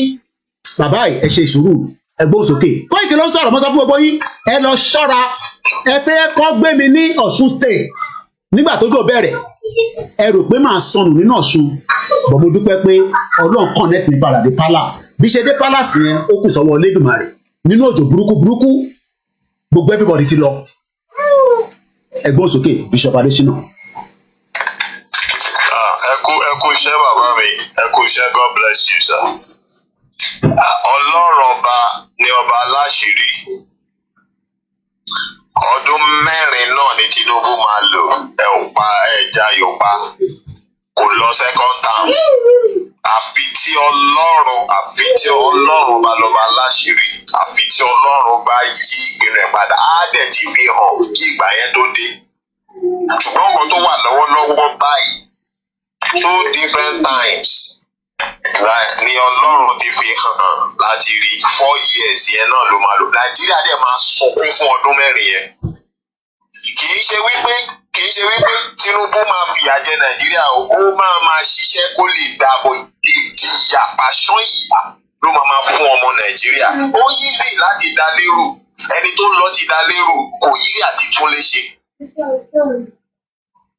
So Yorùbá nation ló yẹ káwọn èèyàn focus ní ṣe ká lè gbà ká lè túnṣe kì í ṣe ìlú tí ì ṣe tiwa mọ́ because tó Tinubu bá ti kúrò ńbẹ̀ tí Fúlàní tó bọ́ síbẹ̀ ẹ máa gbọ́ lọ́hùn lọ́gàá bóyá dẹ́mọ̀ intelligence tó wọlé fún wa last week plan wọn 2027 ó kéré jù from 26 to 27 wọ́n plan láti máàjì western Nigeria ilẹ̀ Yorùbá mọ́ north it will be Àrẹwà zone. Tó bá dẹ̀ ti ṣe yẹn successfully ẹ̀ lọ́mọ́ àwọn Igbo ni ó ló kà wọ́n láyà àwọn ẹni wọ́n ṣe tán àti face. So we must do what we want to do within 2-3 years tí Tinubu ò lọ second term. And mọ́mí wa tí wọ́n sọ̀rọ̀ lẹ́ẹ̀kan, àwọn gan ló fún mi bọ́dẹ̀s kí n mo fi wá pè. Àwọn wá lórí JYFM also. Wọ́n bàbá bá wọn sọ̀rọ̀ bitterly and àwọn gan rí wípé bàbá rí àwọn gan rí pé nǹkan tó ṣe ọ̀dà wọn ìdíjú ni ò lè mú wọn kán tó wá lọ disclaim nǹkan tó disclaim. Wọ́n lè disclaim wọn. Because ọmọ Yorùbá a máa ń fi ọ̀tẹ̀ ṣayọ̀ ni, but I need gbogbo yẹn now. There are still more of irú bàbá Adeniran yìí nínú movement wa ìtàn sì máa já dànù. There are still more. Tẹ́ bá wo ìrìnàjò àwọn ọmọ Ísírẹ́lì nínú aginjù, Jésù sọ fún wọn, ó ní àwọn bàbá yín wọ́n jẹ mánà nínú aginjù, ó ní síbẹ̀ wọ́n sì kú, wọ́n tún kú, kò yẹ kó kú. But who they want to go? Why? It's not necessary. They still die, but they are exposed to the dynamic ability of God. Ọmọ ọgbà náà kò bá kọjá. Ṣé irú bí Ìgbòho ṣe escape yẹn? Débẹ̀lẹ̀. Ṣé irú yẹn ṣó yẹ kó tún jẹ́ ṣé yẹ kí ìjayà tó wà fún irú bàbá Adeniran yìí? About escape or something? Kò yẹ. So kì í ṣe pé ìbẹ̀rù ló mú padà lọ sí Nàìjíríà lọ tó ń support Nàìjíríà nǹkan tó jẹ́ plan láti ṣe nìyẹn. So Jésù ní àwọn bàbá yín jẹ mánà nínú aginjù, they experience and they eat, they are partaker of the dynamic ability of God, only yet they die. Only yet they still die. Kí ló ṣẹlẹ̀ tí gbogbo wọn fi kú? Nínú Old Testament yẹn, ó fi yé wa pé gbogbo àwọn bàbá wọ̀nyẹn tó fún Mósè ní tough time. Bí nǹkan tó ṣẹlẹ̀ iná ló ṣẹlẹ̀. Mósè àdé ibi ilẹ̀ gbàgbà, wọ́n ní no, àwọn ọba bẹ̀. Many reason at the time wọ́n sọ fún Mósè, wọ́n ní jẹ́ àpadà lọ sí Egypt níbi tá ti jẹ kùkúmbà. Wọ́n gbàgbé pé kùkúmbà tẹ̀ ń jẹ nínú Egypt yẹn abẹ́ ẹrú lẹ́wà, ẹ̀ ń jẹ kùkúmbà nínú ẹrú. Ìṣọmọ nílùú ẹrú nìyí. Kùkúmbà tó ń fún yín kùkúmbà ìkàsì. Kùkúmbà last 3 weeks. Àwọn gbọ́dọ̀ ò jẹ kùkúmbà náà.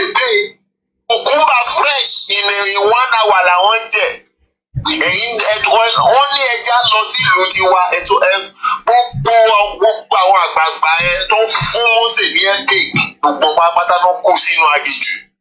But the new generation that doesn't know about all this old confusing mentality, that just listen to the instruction of Joshua. Gẹ́gẹ́ bí Mósè ti gbé fún Joshua ẹgbẹ́ máa kó wọn lọ. Wọ́n tí Joshua bá ti sọ ibi ni they follow. They don't argue unnecessary, they don't rebel. Àwọn new generation yẹn pẹ̀lú olórí Joshua and Caleb, àwọn ọlọ́dẹ ilẹ̀ yẹn. So àwọn bàbá kan sì máa já dànù, àwọn bàbá ọlọ́tẹ̀.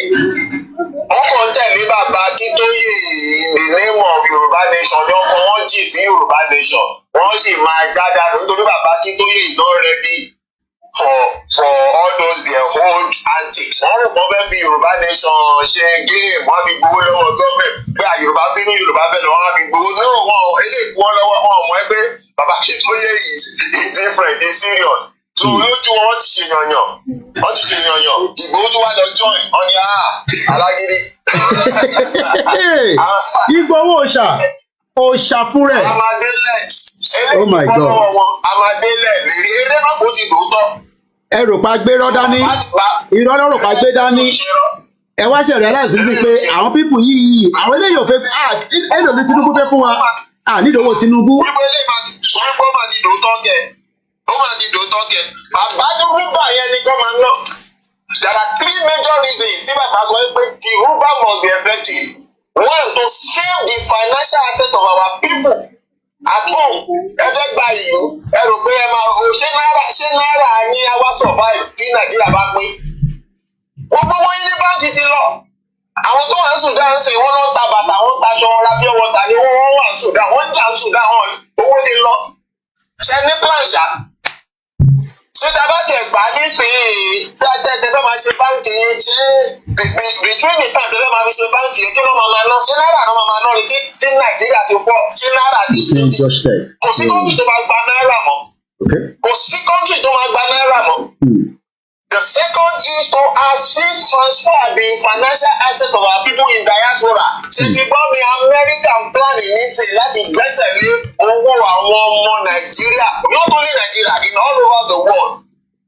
There are limits because dollar ti fẹ́ fọ́ ìsọ̀kọ̀ àwọn bricks ti ń ya lọ. Wọ́n ti gbé wọn kúrò lórí dollar sí orí Chinese yuan.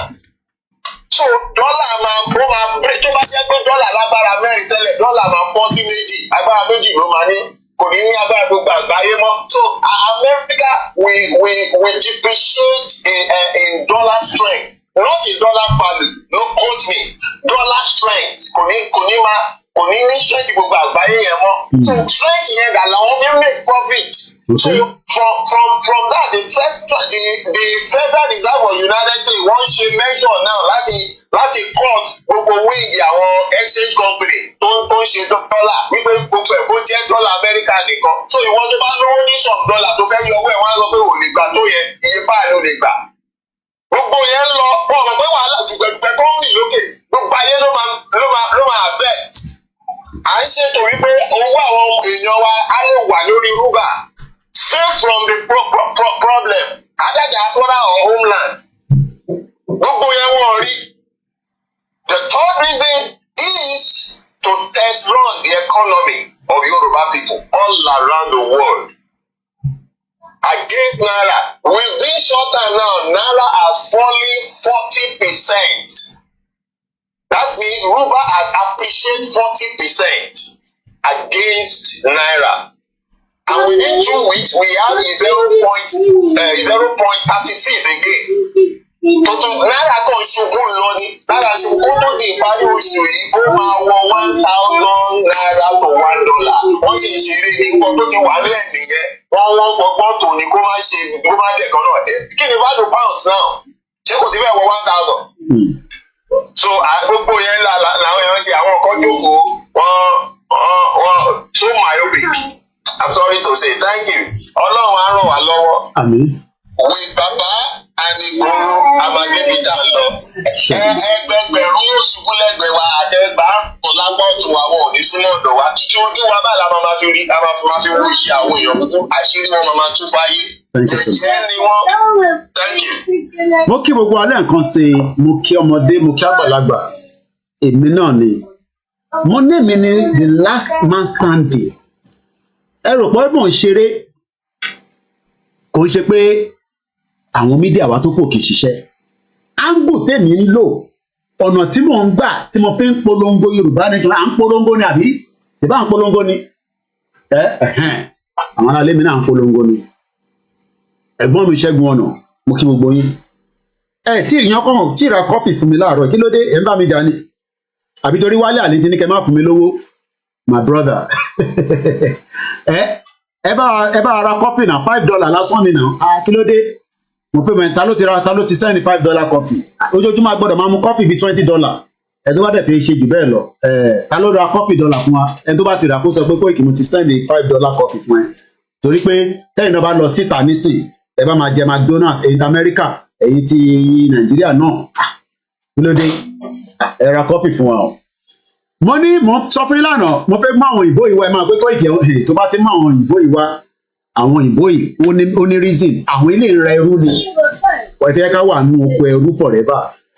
eléyìí tẹ́ ń wò yìí mo sọ fún yín pé ibi tí ìrìn àjò Yorùbá lè ṣe ní sùúrù yàwá Kíkẹ́ ẹ má bínú mọ́ mi ṣe rí ibi tí Koiki dé ní gbogbo last month wọ́n ní wọ́n gbọ́ wá adúpẹ́ pé 921 new subscribers join ní 34,000 followers ta ní lórí YouTube 2.5 million watch mo dúpẹ́ lẹ́yìn tẹ́ wà Nàìjíríà ẹ̀yin gangan ni ẹni Koiki pé máa báṣẹ́ lọ sẹ́ẹ̀ à ń gbọ́n tó ń sọ tó bá jẹ́ pé the last 1,000 naira wa àfi lọ ra data torí tí wọ́n máa sọ from the foreign international diplomacy àti gbàsgbòs gbogbo ẹ̀ ló máa ń kó papọ̀ ẹgbọ́n sókè ìyàwó Kíkẹ́ Yorùbá nation no going back ni ètò náà nìyẹn. Àpótí ẹ̀rí pé. Owó ni kọ́pì yẹn ẹ má wọlé nípa ẹ̀rẹ̀ gbọ́n mi Ṣẹ́gun Ọ̀nà ẹ̀yẹn ṣàfowó kọ́pì síbẹ̀ ìnáwó tí mo fẹ́ fi rà ẹgbọ́n sókè má bínú ìyá mi. Ìyá yẹn wá sọ yí pé kì í ṣe torí Yorùbá nation náà ṣe lọ bọ́ sí mo jẹ̀ mọ́ pé ìyá yẹn òun àti bàbá Adéníran wọ́n jọ ń ṣiṣẹ́ papọ̀ ni. ìyá Dagboru ẹ̀jẹ̀ ń gbójú ẹ̀wà Dagboru wùmà mo gbọ́ yín. mo wá sọ pé ìyá tó lè sọ orúkọ báyìí gbèsè onítìrí o kì í ṣe onítìrí o. ìyá kan ní àpótí ẹ̀rí gbé wá sí orí prógráàmù ẹ̀ jọ̀jẹ̀ ìyá yẹn wá sọ pé kì í ṣe torí Yorùbá nation wọ́n ṣe lọ bọ́ sílé Ìgbòho ní pé kì í ṣe torí Yorùbá nation wọ́n ṣe lọ bọ́ sílé Ìgbòho ìyá yẹn ló sọ bẹ́ẹ̀.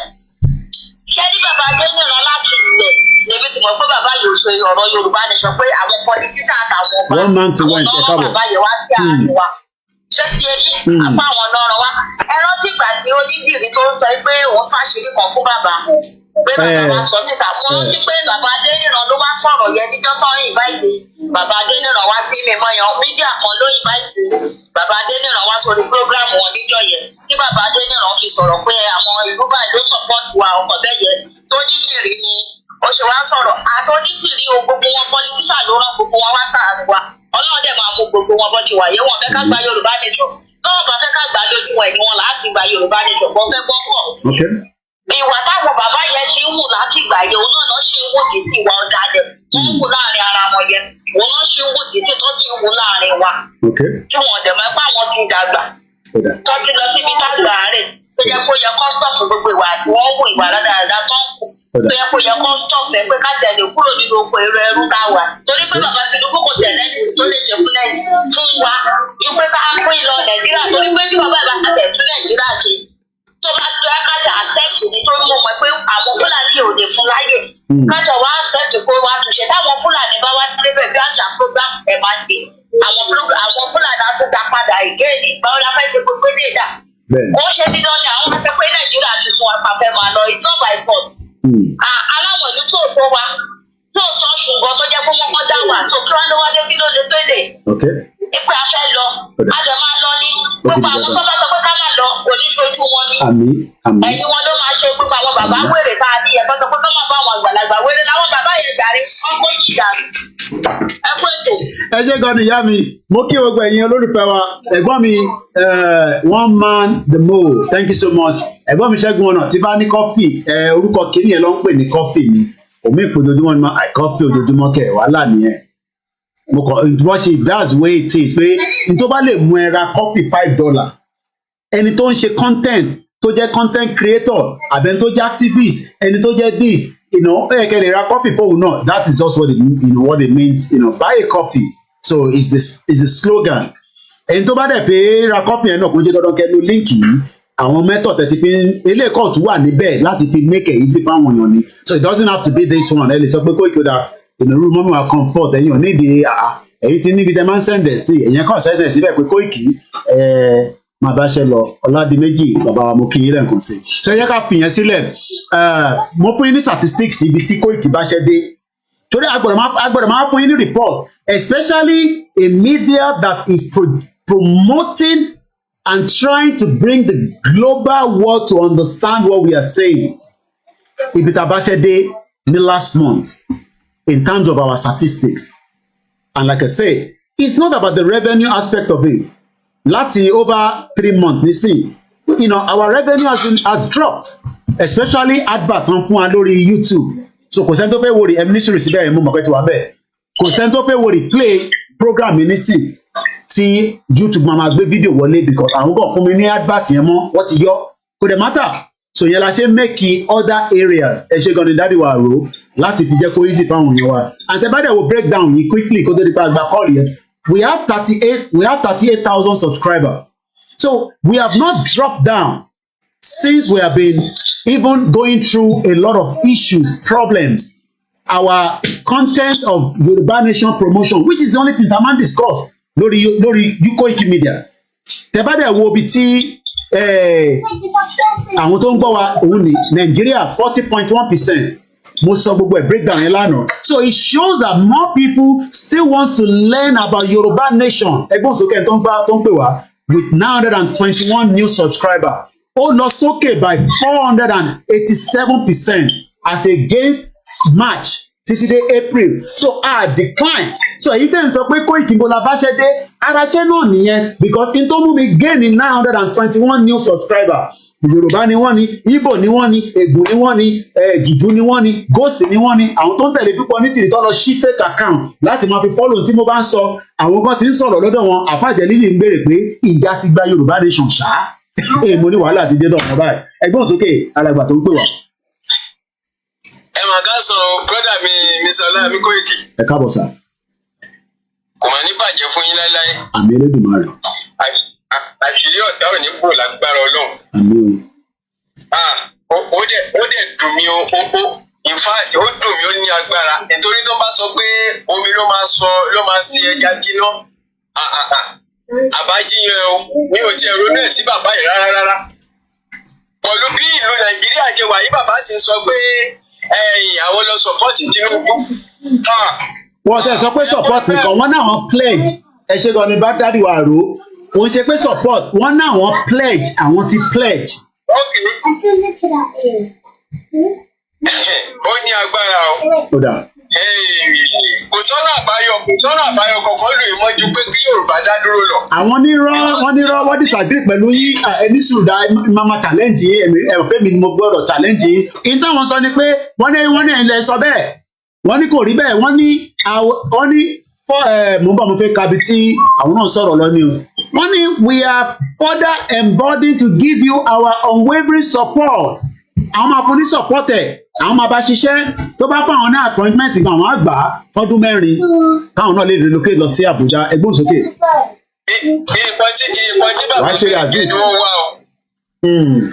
nǹkan tí bàbá fẹ́ jẹ ni wọ́n wá mo sọ́ọ̀rì láti sọ bẹ́ẹ̀ pé alájẹjẹ mo ti ní Tinubu láti bá wọn ṣe visa America because mo wà wẹ́ pé wọ́n fẹ́ bá wọn rìnrìn àjò America visa kan tí kò bọ́ sí kó tó di pé mi kúrò nílé so bí a Tinubu máa wá facilitate wọ́n á lè lọ Amẹ́ríkà wọ́n á lè lọ ṣe lecturing bí Ṣòwòrẹ́ náà ṣe àtẹ̀yìntà wà lamẹ́ríkà àwọn tó wà lamẹ́ríkà ẹ máa retí bàbá Adéníran wọ́n ń bọ̀ láìpẹ́ ẹ sọ fún bàbá yẹn pé tó bá jáde tó bá reference program tí mo ṣe I will come out and I will disrespect him and I will finish him up from there kò ń ṣe pé mo dẹnu. wọ́n máa ṣe o ọ̀dàlẹ̀ bá dẹ̀ fún ọ̀dàgbẹ̀ bá dẹ̀ lọ. bàbá yóò dẹ̀ fi arúgbó ọjọ́ ayé wọn nígbẹ̀yà ayé wọn. wọ́n ní àwọn grandchildren táwọn náà fẹ́ jẹ́ kó máa gbádùn àdúgbò lẹ́yìn sọ bàbá yẹn náà grandchildren àní bàbá ní grandchildren. Awólọ́wọ̀ lọ à ń sọ rere nípa wọn. kò sí ìdókàn pẹ̀lú Awólọ́wọ̀ ti kú ti pẹ́ ẹ̀fà Awólọ́wọ̀ sílẹ̀ ìlú kan pẹ̀lú Awólọ́wọ̀ tó. kò yẹ kó rí bẹ́ẹ̀. ṣó yẹ kó rí bẹ́ẹ̀ gan sọ̀rọ̀ kó yẹ kó rí bẹ́ẹ̀ mọ́. nítorí irú wọn dìbò irú àwọn ọ̀dàlẹ̀ bẹ́ẹ̀ sì kù wọ́n àṣírí wọn ò ní bò lágbára Ọlọ́run. nítorí tó bá jẹ́ pé ẹ̀yin náà irú ẹ̀yin bẹ́ẹ̀ ṣe wà yín tó bá jẹ́ pé ẹ̀ ń ṣe Yorùbá nation nítorí owó nítorí àti fa ìran Yorùbá sí ọwọ́ ọ̀dà ẹ̀ kódà Yorùbá nation àti kú tó pátápátá. nǹkan fẹ́ nìyẹn wọ́n fẹ́ ká máa jáde ká máa sọ tó máa kó Yorùbá nation lọ́lẹ̀ pa kò possible. ẹ̀rí gbogbo àwọn tó yapa pé kò dá kí èèyàn máa dalẹ̀ àrí wọn máa ti dàrú báyìí. ó kù díẹ̀ ni ó yìí máa dàrú jù bẹ́ẹ̀ lọ. ọ̀dàlẹ̀ ọ̀dà. bẹ́ẹ̀ni. kéèyàn máa lo inú kan kó ṣòtítọ́ pẹ̀lú gbogbo nǹkan tó bá ń ṣe ní ayé yìí kó dẹ̀ níbẹ̀rù Ọlọ́run. láyé àtijọ́ níbẹ̀rù Ọlọ́run àìmọ́ mo wo fídíò kan bọ̀bọ́ ẹ̀ yẹ́ ló ń bá sùn wọ́n máa ń fi gbó sínú oúnjẹ fún ìyá rẹ̀ bá sùn yẹ́ ẹ̀ ti ṣẹ́yìn lẹ́ẹ̀mejì ẹ̀ sọ̀rọ̀ Ọlọ́run lè ń sọ̀rọ̀ ẹ̀ máa sọ̀rọ̀ lọ́jà. We are living in a different world nísìnyí. mi Sọlá Ẹ̀mí Koiki mo gbádùn yín bàbá. mo ti gbàdúrà ẹ̀ pé àṣírí ọ̀tá kò ní bò. ìyẹn ti di dandan. ẹ̀yin ẹ máa bá ṣe yín lọ. ẹ ṣe gan ni. agbára náà kò ní sí kò ní ròyìn o. ètò ọpẹ́ nìyẹn ẹ ṣe gan ni. ṣùgbọ́n ní máa ń sọ pé bóyá àwọn máa bá àyọ̀kọ́ ṣiṣẹ́ pé Nàìjíríà máa wà òkè. máa bá ńlá arọ́ pátápátá ni. bí bàbá Tinubu ṣe fún ọdún 8 ó máa kó ń bẹ̀. ẹ má sọ ọdún 8 ọdún 4 ni kò lè pọ̀ ọdún 8 ọdún 4 ni ọdún mẹ́rin ló sì sáìn fún wọn ní ká má máa sọ ọdún 8 mọ́ ọdún 4 ló sáìn fún. ọdún 4 kí Fúlàní bá tún bọ́ sílẹ̀ àbí ẹ̀yà Haúsá náà ni wọ́n tún padà máa bàjẹ́ bí ìgbà tí ajá bá padà sí di ebi ẹni o. no problem ẹ ṣé gan ni thank you so much. gbogbo ẹ̀ ń bá náà ní lílo Yorùbá nation yìí bá ẹ̀yìn láti máa gbà ó. ẹ ṣé gan ni thank you so much. mo kí gbogbo ẹ̀yin ọ̀jọ̀gbọ́n lèmi máa ń bá sọ̀rọ̀ ẹ̀yin tí ẹ ní làákàyè ẹ̀yin tẹ rán mi níṣẹ́ lọ Nàìjíríà tó dẹ̀ ilẹ̀ rán mi níṣẹ́ náà àbẹ́ ẹ̀ mọ̀ pé gbogbo ilẹ̀ rán mi níṣẹ́ bàbá mi Owólabí mo kí Àlàbí Ọláwálé rádà ẹ̀yin lẹ rán mi lọ sí Nàìjíríà so in tó ṣẹlẹ̀ ní Nàìjíríà ni èmi fi ń wọ̀nyí nísìn mo kí gbogbo ilẹ̀ nǹkan sí support yẹn lè lọ anywhere bẹ́ẹ̀ bá fẹ́ fi sí náírà àgbà ojoojúmọ́ ni mò ń tọ́jú àwọn ọmọ tó wà nílé èmi náà dẹ̀ tọ́jú àwọn family tí mo nílé pẹ̀lú owó tẹ bá fẹ́ ránṣẹ́ èmi náà ra electricity sílé owó náà ti lọ sókè bloody country ìlú wèrè so a máa fi ti bàbá ìṣẹ́gbẹ́ díẹ̀ but kí n tó fi ti bàbá ìṣẹ́gbẹ́ mo ti ka statement ti bàbá yìí ẹ jẹ́ kí wọ́n ka ti bàbá professor ká wá jọ gbé yẹ̀wò ká tó wá move a little bit further into the program ẹ má bínú there is a lot of noise at the background there is not much I can do to that mo kí gbogbo ilẹ̀ nǹkan sí like I said Baba Adeniran has his right God last brand mo kí ẹ he has his right yẹn dẹ̀ ló ń lò nísìn and he wants to go back to Nigeria to be free he's a free man already anyway tẹ́lẹ̀ so whether it's just that pé visa tó ń wá yẹn Ọlọ́run jẹ́ kó rí visa yẹn gbà kí Tinubu bá wọn rí visa yẹn ṣe because kò tá ló fi lọ America ẹ̀yin tẹ́ wà lọ America ẹ̀yin náà fi yẹ kí Baba Adeniran wá sí America he wants to come to America now. Koiki bought with chat GPT kí ni ẹ mean? Okay, from Joseph Eshegoni wọ́n ní new donation from Joseph okay Eshegoni Kofi boat oníyàn kan ti send owó sí wa àbí ó ní new donation from Joseph ẹ máa bá wa fi síbẹ̀ Eshegoni ẹ tó bá dẹ̀ fi lo PayPal náà musakalam1@yahoo.com ó lè máa ṣe òrìṣẹ́là èmi náà ni bó bá dẹ̀ pé náírà ni account number yẹn ó dà ń pé a pè jáde lánàá First Bank ẹ fi síbẹ̀ á wúlò fún wa First Bank yẹn ló tẹ̀lé akọ́ sí lánàá 309-680-8848 mo kí gbogbo ẹ̀yin listeners who are around the world thank you so much for every prayer àdúrà yín gbà lé mi lórí gan ẹ̀yin rò pé July 1st nìkan ni jàǹbá tó fẹ́ ṣe fún mi wọ́n fẹ́ ṣe jàǹbá fún mi lọ́ṣun state jàǹbá tó fẹ́ ṣe fún mi lọ́ṣun state kò ń ṣe kékeré rárá but Ọlọ́run kó wa yọ so and they are still trying they survive wọ́n ní what God cannot do does not exist ẹ jẹ́ kí n gbé yín lọ sí àwọn ọmọ tí mo ní wọ́n rí ní Amazon yẹn asọ́lànà àwọn ọmọ kéékèèké kan tí wọ́n rescue after 40 days nínú igbó jìgìjìgì Ọlọ́run ní ẹni tí òun máa tọ́jú tó máa mú tó máa wà pẹ̀lú kò sí nǹkan kan tẹ́fẹ́ fi ṣe mo kí dáadáa.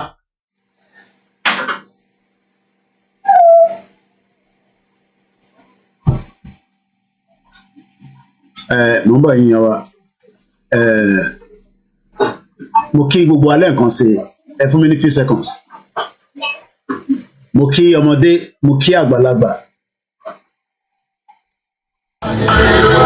ọmọ Ìbàràpá lápapọ̀ ẹ̀jẹ̀ adúpẹ́ lọ́wọ́ àwọn ọmọ Yorùbá lápapọ̀ tilẹ̀ tọ́kọ́ ẹ̀mí àgbọ̀ ẹ̀bá ìbámu adéyẹmọ mo Sunday Adéyẹmọ orúkọ ńlá tí ń jámọ̀ láyà bí àrá orúkọ tó ń dẹ̀rù bó lórúkọ gbọ̀n ọmọ Yorùbá ẹ má sọ̀rọ̀ torí pé wòrà a kò lè fojú pé gbòdò láyé títa ríro lè dá ìpàlà wúrà tó máa dán alànà kọjá dé.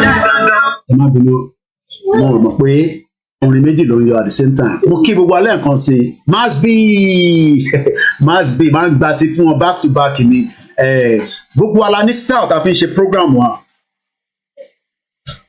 mine is more of international kí n máa bring awareness èmi náà lọ gbọ́n kankan màá rí kankan mo fi àwọn image méjì kan mo fi sílẹ̀ a máa sọ̀rọ̀ lórí àwọn people yìí àwọn arákùnrin tẹ̀ ń wò yìí tó ń pè ní Sir John Webden of Bellenden kí ló ṣe gangan tá bá ń sọ̀rọ̀ nípa slaves ẹrú bàbá yìí mọ̀ nípa ẹ̀ wọ́n bí ní 1729 that was 17th century a wà ní 21st century dìgé mo kí gbogbo ẹ̀yin tẹ́ wà lórí Instagram ẹ̀yin tẹ́ ń farabalẹ̀ I hate Tinubu I've told you guys but the future yẹn ò sí nínú Nàìjíríà mọ̀ bọ̀ ká tó padà sí the side section kò mo fẹ́ close ti bàbá Adeniran but mo fẹ́ close ẹ̀ pẹ̀lú ti lẹ́tà tí bàbá kọ sí Tinubu ẹ máa tún gbà mí láyè ká tó kà á lẹ́ẹ̀kan sí lecture room ní bíbà ẹ mọ̀ pé tó bá gbọ́ lecture wàá wá tún lọ gbọ́ lecture mi lọ́dọ̀ Yèyé Dára nírọ̀lẹ́ wàá lọ gbọ́ ti Ọmọlúkà so lecture yẹn kẹ̀rẹ́ course kọ̀ọ̀kan ló ní different grade so ìmí tó bá wá kó gbogbo ẹ̀ papọ̀ á wá di final grade but ti bíbà orí foreign làwa dúró sí foreign relationship policy torí pé ẹ̀yin lẹ rán mi iṣẹ́ mo sọ pé kò tí gbogbo àwọn tó sì ń lọ kò sẹ́ni tó rí etí at least mo gbọ́ etí bàbá ikú bàbá yìí sọ ó fún mi ní confidence pé Yorùbá máa dúró but there is still 3% tó kù tá à ń wá nísìn òun ni olóṣèlú òun làwọn church mosque àwọn traditionalist kìíní wa tí gbogbo àwọn ọba nǹkan àwọn mẹ́ta tó kù nìyẹn so àwọn mẹ́ta yẹn nísìn là ń bá sọ̀rọ̀ pé ẹ farabalẹ̀ ẹ já jọ lọ ẹ ká má lọ mo dẹ̀ rí pé hopefully they will listen to us and things will start materializing themselves mo kí lẹ́ǹkan sí our comfort mo kí gbogbo ẹ̀yẹn gbẹ́ different organization now mo ní lọ too much màá kàn lọ straight after tí bàbá ti kí Tinubu gbogbo kìíní yẹn let's go straight to page 2 this man mo fẹ́ fi nọ́ọ̀kì ètè bàbá Adéwálé sọ Adéníran because àwọn sọ pé Nàìjíríà sì máa ṣiṣẹ́ ṣé àwọn ló ń sọ òtítọ́ àbí bàbá Akíntóyè tó ní Yorùbá country ní right láti dúró nítorí pé tá a bá dá dúró gẹ́gẹ́ bí country which we have the right tá a bá lọ wo àwọn ìlú kan tá a sọ pé the B9 ẹ rántí the B9 ta ló rántí B9 àbẹ́ ti gbàgbé a pè àwọn kan ní B9 kí la pè wọ́n lánàá B9 countries àwọn B9 ẹ rántí B9 wọ́n ṣe summit kan lọ́wọ́lọ́wọ́ nísìn B9 Bucharest ẹ ti gbàgbé ni ẹ má gbàgbé má fi jẹba the Bucharest 9 countries we talked about them yesterday or day before yesterday lára àwọn ìlú yẹn farabalẹ̀ ìwọ tó ní Kóìkì kí la fẹ́ gba country fún ká wà ní Nàìjíríà kí Nàìjíríà máa fìyà jẹ wá kí ká máa wá ẹni tó máa tẹ̀ fún ẹ o fẹ́ sick owó wàá ṣe máa wá ẹni tó máa fún ẹ lówó lórí social media ìyẹn ò lè work so tá a bá ń sọ̀rọ̀ nípa B9 àwọn ìlú tó ń pè ní B9 yẹn mo bọ̀ mo fẹ́ mú images wọn jáde ní image so tá a bá ń sọ pé B9 àwọn lélẹ́yìí àwọn ìlú kólóbó àwọn ìlú tó state tọ̀dọ̀ tiẹ̀ ìwọ tó ń wò mí tó ń gbọ́ mi tó jẹ́ ọmọ Yorùbá Bucharest 9 ló ń pè wọ́n ń ṣe ìpàdé kan lọ́wọ́lọ́wọ́ because wọ́n fẹ́ kí Ukraine darapọ̀ mọ́ NATO farabalẹ̀ 9 ni wọ́n Slovakia 5.4 million mokia sanki Bulgaria 6.6 million country ni mo sọ yẹn countries these are countries okay. And this country as prime minister, they have people running those countries on their behalf. Ìwọ tó ń gbọ́ mi tó ń gbọ́ mi, it does not matter your age, your capacity, your education level. You can also be a representative of a Yoruba nation government, a Yoruba nation ambassador. Ṣé o fẹ́ lọ di ambassador tó máa represent Yorùbá? O fẹ́ lọ ṣiṣẹ́ as an expatriate tó mọ̀ pé owó foreign tó bá ti mú ẹ kúrò ní Yorùbá country tó lọ sí UK.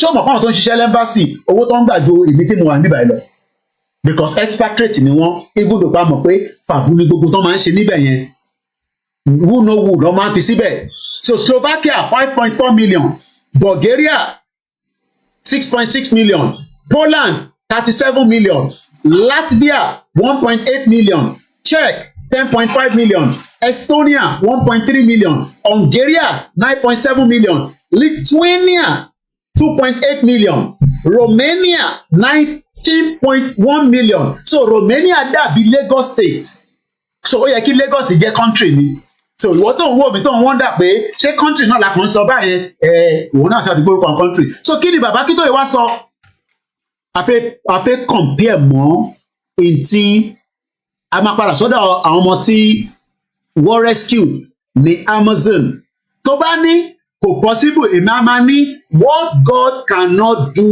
does not exist ìtẹ́lẹ́dùmarè ò ní ṣe kò ní wá sí ìmúṣẹ so àwọn ọmọ tó ń wò yìí ọmọ ọdún kan wà láàárín wọn wọ́n sọnù nínú igbó jìgìjìgì fún 40 days after the plane crash ṣẹlẹ̀ wọ́n dẹ̀ bá wọn alive. Báwo ló ṣe survive? Báwo ló ṣe survive? A remarkable story of survival against all the odds. Against all the odds. Last month, a plane crashed in the Amazon rainforest, killing both pilots and one passenger. Ó pa pilot àti passenger. Kí ló wá ṣẹlẹ̀? Àti ọmọ àti ìyá. Survived the crash, the oldest 13 and the youngest just a baby. The youngest is just a baby. The oldest is 13 years old. Ìwọ tó ń wò mí lọ́wọ́lọ́wọ́ nísìn, I'm sure kò ti ju 18 years old lọ. Ó wá ní Yorùbá nation ní bọ́sì, ta ni wọ́? Who the hell are you láti sọ bẹ́ẹ̀? Ìwé tó yẹ kó darapọ̀ mọ́ movement yìí kó bá wa máa polongo ẹ̀ fún gbogbo èèyàn. Òun sọ pé kò bọ́ sí. Báwo làwọn ọmọ kéékèèké yìí ṣe survive? Ọmọ tí ó pè ní 1 years old yẹn kí ló ń jẹ gangan tó fi survive nínú igbó jìgìjìgì fún 40 days and 40 nights. Wọ́n wá ń wonder nínú igbó. Ẹ mọ̀ pé plane ti jábọ́, àwọn èèyàn ti kúrò níbi tí plane wà nígbà tó fẹ́ survive. Olódùmarè wá rán kankan sí wọn táàmù. Ó ní gbogbo àwọn ọmọ yìí, mo bẹ̀ ìwọ màláíkà tó ń wojú ọ̀run ti Jésù Kristi, ti Ànábì Muhammad, ti àwọn oníṣẹ̀ṣe, ti àwọn tọ̀dọ̀ tí wọn náà pé máa bá mi fìtọ́jú ṣọ́ wọn, má jẹ́ kí ejò ṣọ́ wọn jẹ, má jẹ́ kí nǹkan kan ṣe wọ́n.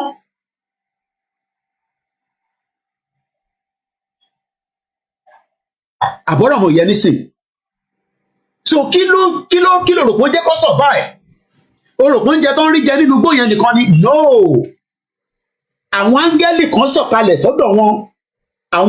Àwọn onílẹ̀ tí wọ́n sọ̀kalẹ̀ pẹ̀lú wọn. Wọ́n wá ń pilot àwọn ọmọ yẹn because àwọn ọmọ yẹn ti kúrò níbi tí nínú plane yẹn ti crash. The youngest is 1 years old. The oldest is 13. Èmi wá jókòó sí bí èmi 40 years old. Mò ń polongo Yorùbá nation. Ó wá ní kò lè bọ́ sí àníwọ̀. Gbọ́ fídíò yẹn délẹ̀ tán. Now, almost 6 weeks on, they've been found malnourished but alive. Tonight they've been added. Wọ́n ní they've been found malnourished but they survived. They were found malnourished. Lótìtọ́ wọ̀ lè jọ oúnjẹ gidi mọ́. Ntíyàn bá wọ́n ti wà nínú àwẹ̀, wọ́n ti wà nínú ẹ̀mí, ìwọ gbàwẹ̀ 3 days, kó má jẹun ní ribiribi, wàá mọ bó ṣe máa rí lára ẹ̀. Kíákíá ló máa jò. Ìwọ wá ń jókòó, ó jókòó sínú comfort zone ẹ pẹ̀lú MTN, pẹ̀lú Glo, tèmi ń bá gbogbo àgbáyé sọ̀rọ̀ tí 2.8 million people wo program mi ní last year, ní mọ́ǹtì tó kọjá yìí, 1 month. Àìtí ìwà ní gbogbo Koiki omi ò sọ́tẹ̀ lómi o. Láti ìgbà tí gbogbo crisis tó ń ṣẹlẹ̀ nínú Yorùbá nation kàkàká lọ sílẹ̀ à ń lọ sókè ni. Òun lélẹ̀ the unique viewers tó wá wo Koiki between 31st of March títí dé April 30 ní oṣù kan ó lọ sí 232,000k unique viewers. That means pé àwọn kan dé pé tó ọba ìtì gbọ́ Koiki ara wọn kì í yá. Ní returning viewers the whole 35.9k ló ń padà wá sórí koikimedia 44% more than ìtò wà tẹ́lẹ̀. So ta ló ti wọ́n máa sọ fún wa pé Yorùbá nation ò ní exist ó máa wá sí ìmúṣẹ. But we must listen and follow because àwọn ọmọ yìí náà máa listen sáwọn instinct kankan. Àmọ́rú instinct tó ń listen sí but something was piloting them. Ẹni bàbá kí tó yóò mọ̀ ṣe, ẹni gbòòwò mọ̀ ṣe, ẹni gbogbo àwọn mídíà kan bára wájà bla bla bla blo a ṣì wà lórí ìrìn àjò yẹn.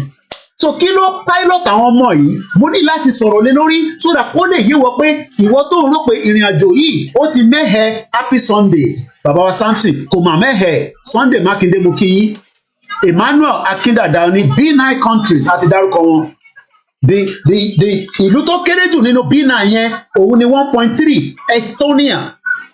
So ìwọ tó ń wò mí láti inú Ondo state tó mọ̀ pé tá a bá ní country tiwa ìwọ náà máa jẹ́ representative ọmọ Yorùbá. Nigeria is too late to be fixed. Out of the Colombian jungle to the capital Bogota. Oi, can you reduce that thing a little bit? Ọmọdúà. Ìdámilóhùn. Leave it all as their incredible. Hey, wọ́n ti rescue wọn. Just reduce it a little bit, please. The youngest is 1 year old. Ẹ wá ní what God cannot do does not exist. Ìyẹn ni wọ́n ṣe fẹ́ jẹ́ kí mẹ́sẹ̀gì wa kó penetrate désàlẹ̀. Mo sọ fún yín pé tó bá fún mi ní access sí rédíò ní Nàìjíríà within 1 month gbogbo yín pátápátá ẹ máa ṣojú kúrò lára Nàìjíríà gbogbo marapọ̀ tó fi bò yín lójú yẹn ó máa ṣí kúrò. Mo kí mọ́mí wa Títí Olú, mo kí gbogbo yẹn ẹ̀gbọ́n mi. All Stars Yoruba TV, thank you so much. Yoruba nation is non-negotiable. Lè negotiate. Bàbá Adéníran ti lọ negotiate. Àmọ́ reason tó ṣe lọ negotiate. Ká tẹ̀ sọ pé kò kì í ṣe mole, but ó ti lọ negotiate nísìn. Ó ti fi allegiance ẹ̀ sí Tinubu. Kò sí nǹkan tó rán níbẹ̀, ọmọ Yorùbá lọ́nà náà. But this is real life, Colombia. This is real life. Bó wá ṣe ń sọ fún yín pé bí ṣe wọ́n ti gbé tablet ọmọ yẹn ọmọ kékeré ó ti gbàgbé gbogbo tó ṣẹlẹ̀ nínú igbó. Àwọn ọmọ yẹn ò ní lè sọ gbogbo tó rí tán nínú igbó yẹn. Ẹ wá expect kébì sọ gbogbo tó ń lọ nínú Yorùbá nation. Ní nǹkan tá a gbọdọ̀ sọ nísìn. We must be all kí má tún bú yín. 39, 4 and just 11 months. Found alive after 40 days. Find alive after. Kí lẹ rò pé àwọn tó ń wá wọn yẹn kí lẹ rò pé kí ló dé tí wọ́n ṣe give up? Expect pé kémi give up. Mo kí bàbá Moses. Expect pé kí Ìgbòho kó give up. Expect pé kí gbogbo àwa tá agitate tí ẹ̀mọ́ tó ń pè ní agitate. À ń sọ̀rọ̀ lójoojúmọ́. A fi in tó yẹ ká máa ṣe sílẹ̀. Àwa gbé ọ̀rọ̀ Yorùbá nation. A gbé sórí, a gbé rù, a pọ̀n lẹ́yìn. Gbogbo wa à ń sọ̀rọ̀ jáde, à ń push effort wa. Mò ń bọ̀ níná nínú ilé mi. Olùkọ́fẹ́ ni. Ìyàwó mi bá sọ pé nísìnyí pé iná inú ilé ti ń lọlẹ̀. Ṣé kí n sọ fún nísìnyí pé Yorùbá nation ni mò ń ṣe? Kí n sọ pé mo ní owó iná tí mo máa fún. Àbọ̀ mọ̀ pé mo tanná. Mo ṣàtọ̀nà iná ni mo fi ń operate ní bíbá. So àdúpẹ́ pé wọ́n rí àwọn ọmọ yẹn. Bí wọ́n ṣe rí àwọn ọmọ yẹn at the appropriate time tí kò ní pẹ́ mọ́. Elédùmarè ọba àjọkẹ́ ayé àṣàkẹ́ ọ̀run gbogbo ibi tí olúkálukú wa ń fọkàn sí lórí ìrìn àjò yìí àánú máa dé bá wa níbẹ̀. Ibi tá a fọkàn sí rárá nítorí pé I don't know bí àwọn ọmọ yìí fọkàn sí pé ǹjẹ́ wọ́n ń wá wọn báyìí ǹjẹ́ àwọn máa kú sínú igbó yìí Ọlọ́run ní ẹ̀mí kú sínú igbó yìí òun á wà pẹ̀lú yín òun á máa fìṣọ́ ẹ̀ṣọ́ yín òun á dúró tì yín títí táwọn ọlọ́pàá àti sójà àti mílítírì wọ́n kó gbogbo mílítírì jáde pé àní ẹ lọ bá wá àwọn ọmọ yìí ẹ wo kékeré tó gbé náà sọ́wọ́ yẹn òun ni the youngest òun ni 1 years old bọ̀bọ̀ tó lo bandana yẹn ẹ má bínú ẹni táwọn ẹ lè rí àti tẹ́ bá lọ sórí YouTube that is the youngest so ẹ má sọ pé kò possibility yẹn ó wà ẹjẹ agbọ́n tí bàbá Akíntóyè sọ àti lo díẹ̀ nu fídíò yẹn mo fẹ́ fi nọ́ọ̀kì èyí tí bàbá Wálé Adéníran sọ bàbá ní after tó ti kí Tinubu tán this man-made contortion of order demonstrate the fundamental bankruptcy and the essential non-sustainability of the Nigerian state which our brother must now lead.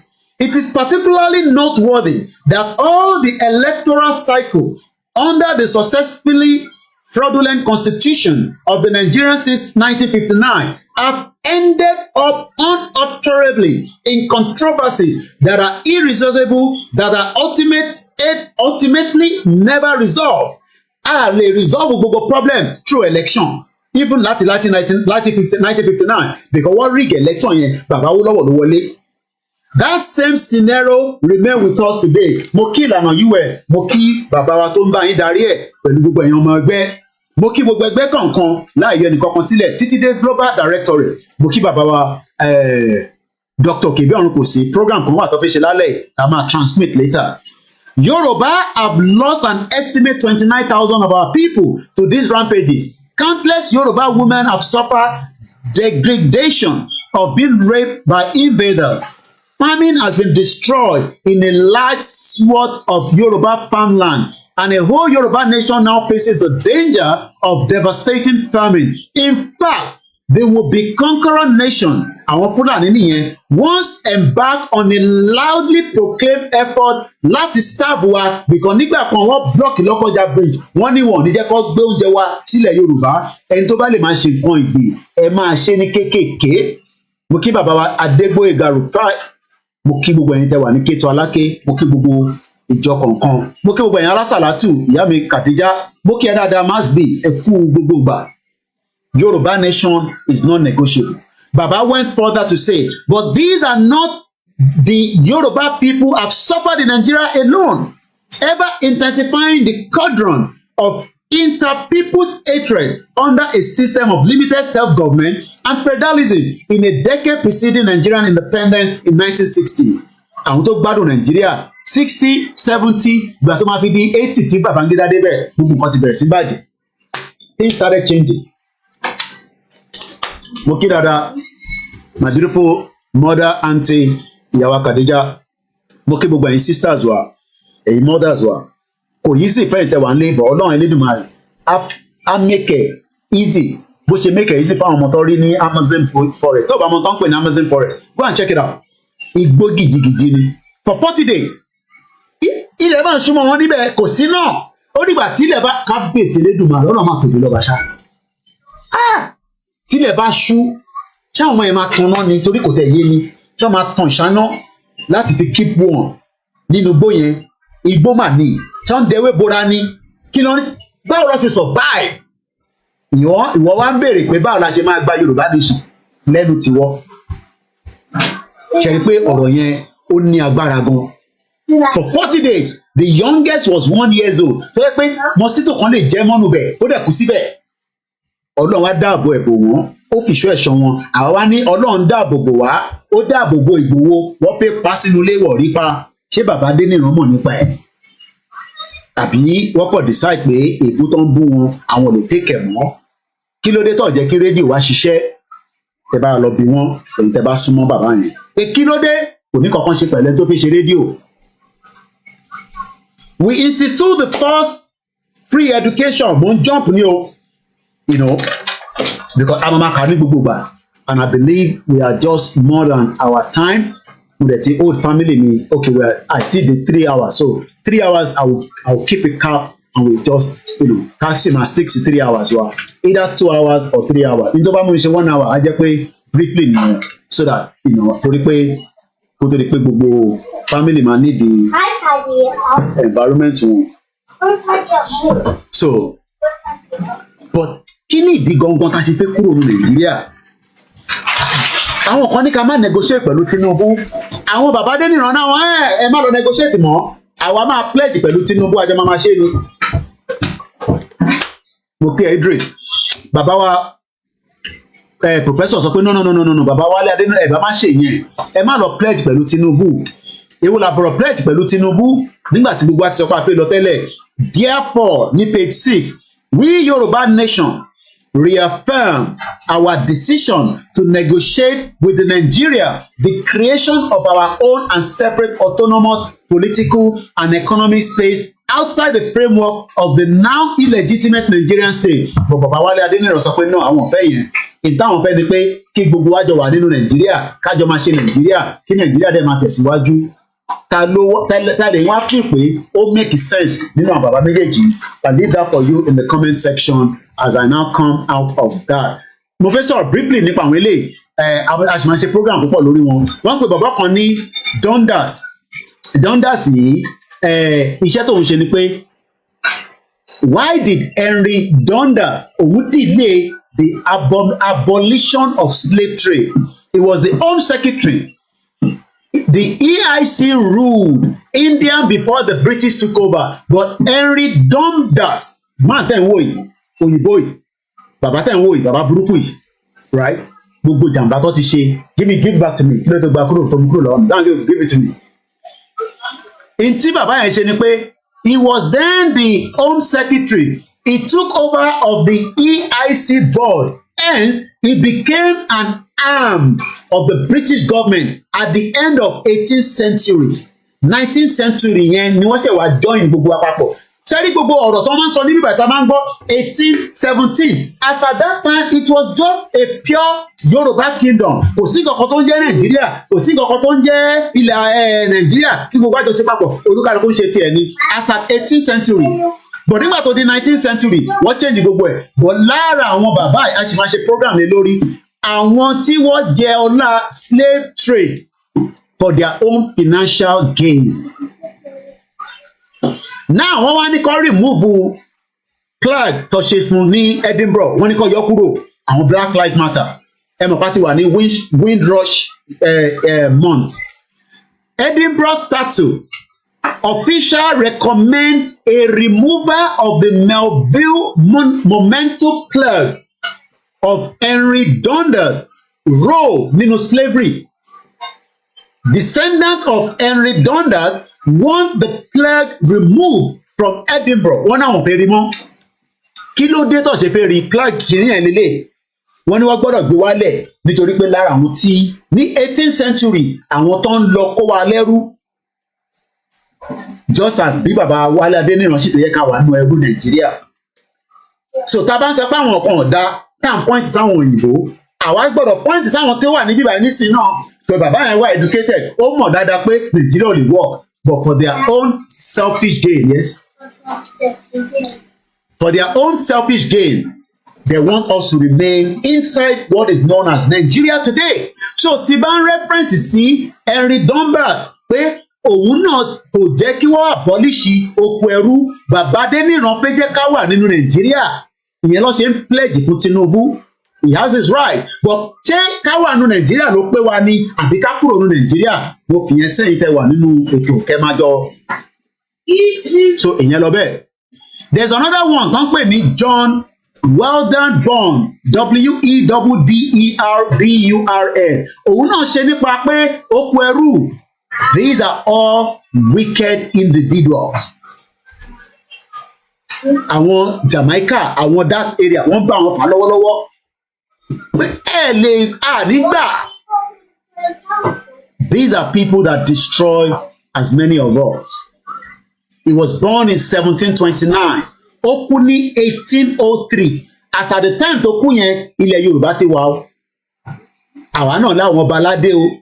Aláwọn tí wọ́n ń ṣe ọba ló wà lórí o. Tẹ́ bá lọ ọba tó wà ní Kétu Tèmi àti Bàámi Ìgbòho Ṣàká lọ. Àwọn ìran Odùduwà ni o. Bàbá tí a lọ bá yẹn, gbogbo táwọn bàbá yẹn sọ kò ń ṣe gbogbo ẹ̀ la lè máa sọ lórí social media.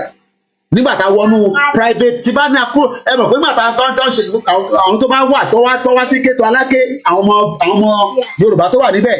Ẹ̀rí pé nígbà tó dé stage kan, nígbà tí bàbá ti address wa níwájú nínú palace wọn, àwa ṣẹ̀ wọnú private president. Kò ń ṣe gbogbo ẹ̀ ló wọnú bẹ̀, èyí jókòó mọ̀ wá ń bẹ̀ o. Mo mọ táwọn bàbá yẹn sọ o. Bí a bá sì wà nínú Nàìjíríà, we are losing the plot. Bàbá sọ sí bíbá yìí o. Bàbá kọ́ sínú bíbá yìí o.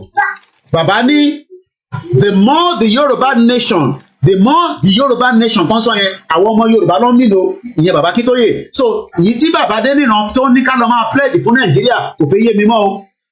Torí pé the more ká bá sì wà nínú Nàìjíríà, we will remain stuck into and trapped in the vortex. Mo dẹ̀ ti explain meaning vortex yẹn fún yín. A ṣe English dictionary ẹ̀. Vortex. Something that resemble a whirlpool. The hellish vortex of battle, mass of fluid, that break it down to, is vortex in a slang. So in a figurative sense, vortex here, VORTEX, X for X-ray. Àwọn tá bá fẹ́ pè fún yàn níbí báyìí lórí phone, a ní Victor Oscar Romeo Tango Echo X-ray can be used to tell about something.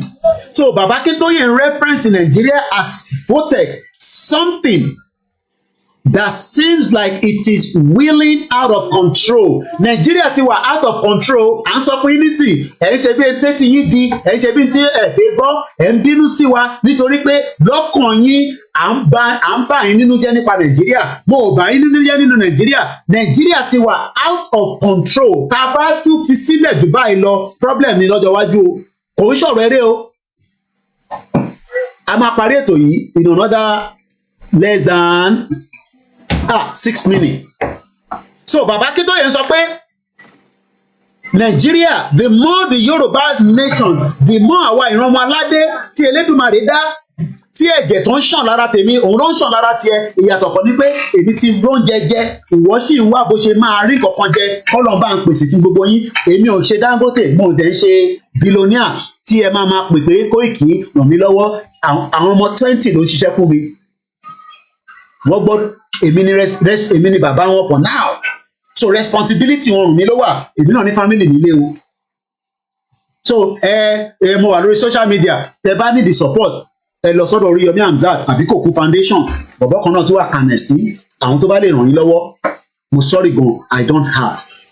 in tí mo ní òun ni pé kí gbogbo akájọ sowó papọ̀ pẹ̀lú bàbá Akíntóyè àti Ìgbòho ká lè tètè ṣe kí ni ká máa sọ fáwọn olóṣèlú wa ní gbogbo bí tẹ́ bá ti ń bá wọn lọ́dọ̀ pẹpẹ soup joint lọ́dọ̀ àwọn aláṣẹ́wó wọn lọ́dọ̀ this and that pé bàbá ìjẹ́ ìgbọ́n tí Kóìkì sọ pé ká lọ wọ́n á sọ fún ẹ pé no sọ fún ẹ pé tá a bá lọ kíní yìí ó máa consume gbogbo wa o kò ń ṣeré o Nàìjíríà máa consume gbogbo wa o ọmọ tó ń bá mi ṣiṣẹ́ lánàá tí Nàìjíríà bá ṣiṣẹ́ ìyá ẹ̀ sì máa wà láyé o wọ́n ti sìn yá yẹn lánàá ìjọta máa kú Ọlọ́run ló mọ̀ o oxygen ni wọ́n tètè rí o láago 3 lóru máa wò mí kó máa sọ pé mò ń bá Tinubu jà mò ń ṣòlé Ṣèyí Tinubu èmi ni kò máa bú oúnjẹ ló ń ṣe ní kíchìn nísè ìyẹn mo ṣe ń tètè fi fast track ẹ̀ torí máa jẹun ìyà ò jẹ mí o lóòótọ́ a ní ìdòwò ẹ̀fún alówó bọ̀ pé ìyà ń jẹ mí yẹn ìrọ̀lẹ́ pa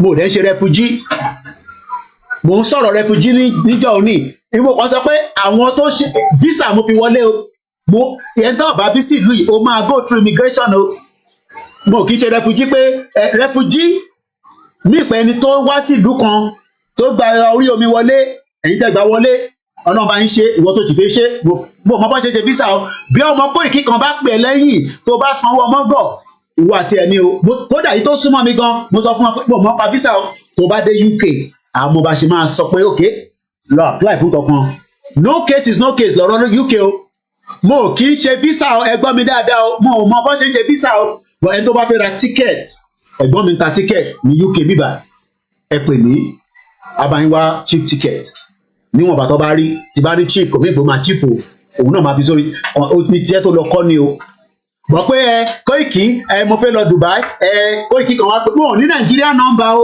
ẹ gbọ́ mi dáadáa orí social media mo ti ń sọ yìí o tó bá lọ fọwọ́ síyàn kan tó bá fún ẹ lówó alájà ìrànlọ́ ló dọ́rẹ́ bá sọ fún wọn mo mọ bá ṣe ṣe visa o torí pé we are living in a new world bíyàn kan bá pè ẹ́ tó bá ní òun Kóìkì tí bá ní ìdòwò orí social media máa wá o mo ní right èyí lẹ máa sọ pé fún mi ẹni tó bá dẹ̀ máa fún mi àdúpẹ́ Wálé Àdìkúkú ti ní kẹ́yìn máa fún wa lówó mọ́ bombastar.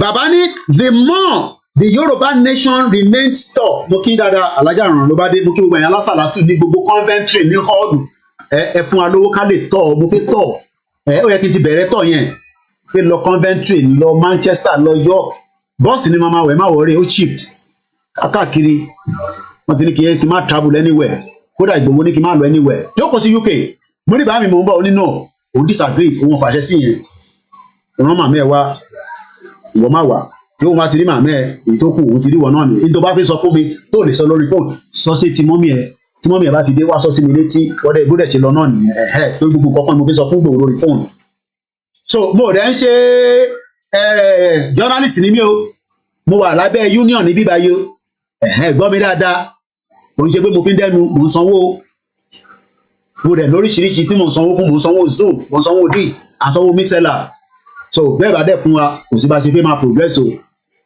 so mo ṣe visa o mo mọ bó ṣe ń ṣe rárá mo ní understanding ẹ̀ màmá tèmi ló ṣe tèmi ní 1998 mo kọ lọ Àbújá mo dẹ̀ lọ ìgbà ẹ̀yin dẹ̀ ń gbádùn nísìn òyìnbó interview mi èmi náà sọ òyìnbó tátàtà ìgbà tí mo dé airport ìgbà tí mo gbọ́ létí mo ṣáà sọ pé yes àti tó yẹ kí n sọ no mo wọlé after 15 years wọ́n fún mi níwèé mo jókòó síbí mo dẹ̀ ti wálé láti 1990 láti 2015 picture àwọn ọmọ tẹ́ ń wò yìí 2017 ni mo yà àbí 2018 thereabout ní October àwọn ọmọ tẹ́ ń wò àwọn ọmọ àbúrò mi mo sọ fún ìlànà àwọn tá à ń torí ẹ̀ jìyà lélẹ̀ so votex ká tó máa lọ lẹ́ǹkan sí i in tó máa consume èèyàn ó wà chaotic bàbá Akíntóyè sọ pé the more the Yorùbá nation remains stuck into the trap ni pé kíyàn wọnú ibì kan kó má lè jáde ọlọ́run má já wọnú ìwọlẹ̀ wàá jọ àwọn kan wà lábẹ́ ìwọlẹ̀ ní ìlú burúkú tẹ̀ ń pè Nàìjíríà nílẹ̀ Yorùbá tó ń pè ní àjálẹ̀ wọ́n ti fi wọ́n síbẹ̀ nísìn wọ́n fẹ́ fẹ̀ ẹ̀jẹ̀ wọn wọ́n fẹ́ lo tán wọn wọ́n fẹ́ pa ọyàn wọn wọ́n fẹ́ gé orí wọn wọ́n fẹ́ gba áàtì wọn kídìnì wọn wọ́n fẹ́ tà síta wọ́n wà lábẹ́ dungeon nísìn kọ́lọ́ bá wa ṣọ́ yín o Nigeria is a crime scene mo wo fídíò kan lánàá bọ̀bọ́n yẹn wọ́n ní ìyá ẹ̀ ló máa ń bá sùn ìyá yẹn ti ṣẹ́yìn fún lẹ́ẹ̀mejì lọ́nà ṣáìdì ọ̀hún yẹn ọ̀dọ̀ tòkè ọ̀yà lọ́hùn mẹ́rẹ̀ ń ṣẹlẹ̀ nílùú yẹn ẹnì kan ló mọ̀ ní o mo ṣẹ̀rí rí sí ìpa bá gbọ́dọ̀ wà nù prayer lóòótọ́ ó kà pé prayer yẹn kọ́ bá wa tètè divert ẹ̀ pé kọ́lọ́run kó pín Nàìjíríà ní kíákíá torí pé à á lè mọ́nítọ̀ ìwọ tó pé lọ́ọ́ fi hàn sájàlẹ̀ wà á try gan níbi tí technology dé. So that is how far I can go this afternoon. It's our happy Sunday. Mo kí ọmọdé, mo kí àgbàlagbà. Orúkọ tèmi ni Ọláyọmí Kóìkì. Bàbá Wálé Adéníran, èyí tí mo sọ, èyí tó bá jẹ́ rọ́ níbẹ̀, ẹ release statement lórí àbí kẹ́ ṣe video. I will now come back and then finish the job on you. That is how far I can go. Thank you so much to each and every single one of you. Remember to ẹ bá wa ṣe ti new YouTube channel wa yẹn. Èyí tó bá mọ̀ koikimedia TV ni ẹ bá wa lọ dáwọ́ bọ̀. Ó ní kankan tàbí fìyẹn náà project. Ẹ̀rí láìpẹ́. Within 1 year, àjò ilé lọ and the message will continue. We will not stop agitating. Bọ́lá Tinubu, ẹ̀gbọ́n wa ni, bàbá wa ni, àbúrò wa ni, whatever. We are not fighting with him and we can never fight with him. It's just that we will never campaign for Tinubu. Mo kí ẹ̀gbọ́n mi, bàbá wa, Kúnlé Ṣítà, Mr. Penry, mo kàn kí briefly before I play the Ìdánsigbò. Dr. Benjamin mo kí. I know some of you will be shocked. Emma Ikawa shocked. We are living in a new world. It's as simple as that. Bàbá Adéníran sọ pé òun pledge fún Tinubu. We wish him all the best and we will continue with our own agitation. Ṣé máa fẹ́ padà wá? I don't think he will. I don't think so. Ṣé mọ̀tẹ́ níjẹ́ kó padà wá náà? So ẹ jẹ́ ká play you don't see Igboho. We will never see Igboho. Tó bá mọ ìtàn pè bẹ́ẹ̀ òun lè lè. Ẹ má bínú. Ẹ jẹ́ padà wá sẹ́yìn. You don't see Igboho la fi play. Díyà Òjó ló jáde. Ẹ̀gbọ́n mi Díyà Òjó. Wọ́n kùn sí létí níjọ pàtí àwọn Lagos club mú kí gbogbo ẹ̀yin Lagos club association mú kí gbogbo Afẹ́nifẹ́re tó ń bẹ ní UK tí mo fi kankan sílẹ̀ nù yín obìnrin bàbá wa èmi àbúrò yín náà ni èmi ọmọ yín Kóìkì ẹ kò béèrè account number mi kẹ́ bá ń fi kankan síbẹ̀ gbogbo ẹ̀yin association ẹ fi kan síbẹ̀ ẹ má gbowó lọ́wọ́ Tinubu wá fún mi lówó mo nígbà lọ́wọ́ yín o owó tí mo fẹ́ ẹ bá fún mi ní £1 màá gbà dàǹtó tẹ lọ bá ń wá 10,000 kan lọ́wọ́ Tinubu. Ìgbòho ṣà ìmọ́lẹ̀ Yorùbá mo kí bàbá Akíntóyè dáadáa mo kí gbogbo àwọn ẹgbẹ́ ìmọ́lẹ̀ ni ẹ lè pa ìmọ́lẹ̀ yẹn kò possible. And on that note jẹ́ kọ́ mọ̀ ta ló fẹ́ mọ̀ òun lélẹ̀ jẹ́ kọ́ mọ̀.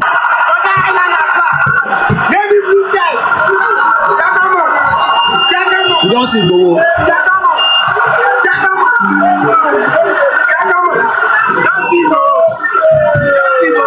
Bẹ́ẹ̀ni ìyá mi Títí gbogbo nǹkan ní bàbá yẹn máa ti sọ fún bàbá Akíntóyè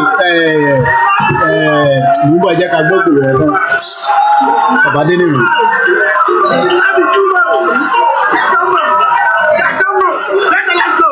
Parọ́ mo kí mọ́mí wa Ọlásọ̀gbọ̀ thank you so much èmi mo kí ogun ẹ̀ta Amẹ́ríkà ẹ ṣé gan ni ẹ̀yin tẹ́ máa fẹ́ fún wa ní zell kan tá à ń lò tẹ́lẹ̀tẹ́lẹ̀ kò wà in existent mọ́ ẹ má lò ó bẹ́tà kẹ́sì kíkó owó yẹn gan but another way wà ẹ̀yin tẹ́ Amẹ́ríkà ẹ bá wa lọ sí orí kópì yẹn ẹ fi síbẹ̀ àgbà àdékẹ́ sẹ́ndẹ̀ sí náírà mo kí Nkúmi Adébísí bẹ́ẹ̀ ni ìyá wa Títí ká tó máa play Yorùbá anthem wa wọ́n ní you imagine who Baba Akintoye has been living with and trusting with all the hidden plans for Yoruba nation that he knows about. God have mercy. Baba Adeniran, God have mercy on you. Our nation develop. You have done whatever you wanted to do, but one thing is, whatever the plan that you want to Yoruba nation, the people plan here, it might destroy Baba Akintoye. You have failed. Like I said, I would not be looking for your video or your write-up or statement. But over today, I have a lot of freelance media. Lẹ́sẹ̀kẹsẹ̀, atomilowo, na jáde lẹ́sẹ̀kẹsẹ̀ fún yín. I will now complete where I've started. Koiki ni mò ń jẹ́. I will deal with each and every one of you. Dúpẹ́ Onítìrì àti package òun sẹ́gbẹ́ kan nísìn. Last week Wednesday ni Dúpẹ́ ti sọ̀rọ̀ gbẹ̀yìn. Èmi fẹ́ jẹ́ kó tún jáde kó sọ̀rọ̀. Kò tí sọ̀rọ̀ last week Wednesday ó máa pé 1 week ó monitor ó wo tó ń ṣe ń lọ ó tún fẹ́ wo corner tó fẹ́ gbé wọlé but a ti sún sẹ́gbẹ̀ẹ́ kan a ti jáde fún tán I'm sure our media to cool that will pick the signal lórí ọ̀rọ̀ Baba Adeniran but èmi nìkan tó fún Baba Adeniran for now I met him few times I saw the body language I will leave it for now but one thing I will say is mo ó pe ẹ̀mọ́ nípa bó ṣe lọ attack ilé Ìgbòho I just hope you are not involved torí pé tẹ bá mọ̀ nípa ẹ̀ kò ní da rárá. History will remember you pé ẹ wọnú ilé Ìgbòho ẹ wà lára àwọn tó wà behind it. Ẹ mọ̀ pé mo sọ fún gbogbo ọmọ Yorùbá mo sì stand with that word pé ọba méjì ìkan ní kọ́ lọ pa Ìgbòho ìkan ní láíláí òun ò ní jẹ́ kó pa Ìgbòho. Ọba tó kù yẹn tó sọ bẹ́ẹ̀ mo fi sí mind yín mo ní ever reveal orúkọ ọba náà. Ọba kan sọ pé tọ́ba lè rí eliminate kọ́ mú kúrò lọ́nà wàhálà ẹ̀ pé pọ̀ jù òun nìkan ni. Yorùbá nation no going back, Yorùbá nation for life. Èmi Ọláyọmí Kóìkì ọmọ Ìjẹ̀bú Òde confam kò sí nǹkan kan tẹ́ máa fi wá ṣe láṣẹ ìdèrò mi. Inshallah, what God cannot do does not exist. Mo dúró lórí yẹn náà. Have a very good afternoon and happy Sunday. Thank you so much. Ká play anthem ká máa lọ. Èmi náà lè lọ gbádùn Sunday mi. Mo kí gbogbo ẹ̀yin media àzọ̀ àtàwà lábẹ́ ètò. Èmi náà lọ gbọ́ tẹlòmíì. Anthem wàdà. Òun lélẹ̀ ó máa láòdò ẹ bá wa reduce ọ̀dọ̀ tí ń lọ́hùn.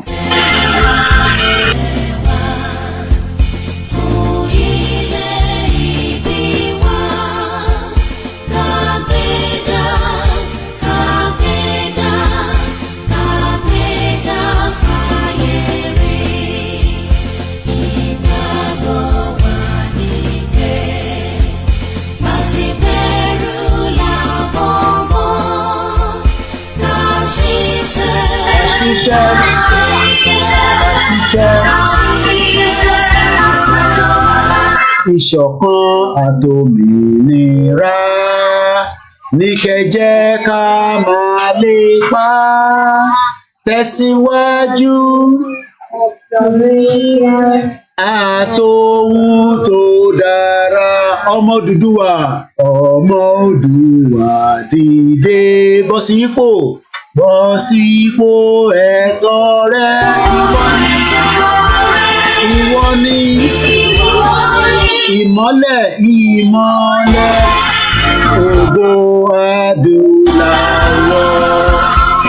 Ìwọ ni ìmọ́lẹ̀ ògo adúláwọ̀. Yorùbá nation. Yorùbá nation now. tó àníri jù bẹ́ẹ̀ lọ ẹ ká play àwọn usual final track ẹ lè fi kíra yín lórí platform ká tó máa close ẹ yẹ ká kọ́ gbà sí fún ti Òṣùpá àti Ìgbòho wọ́n nífẹ̀ẹ́ ara wọn kò ṣe kékeré.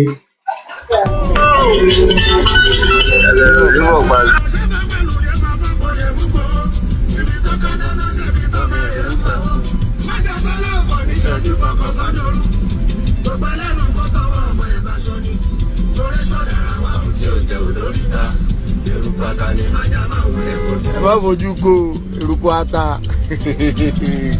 abẹ́ ń bẹ eruku ata tí o ti fojú ko àbá wà gbogbo Nàìjíríà.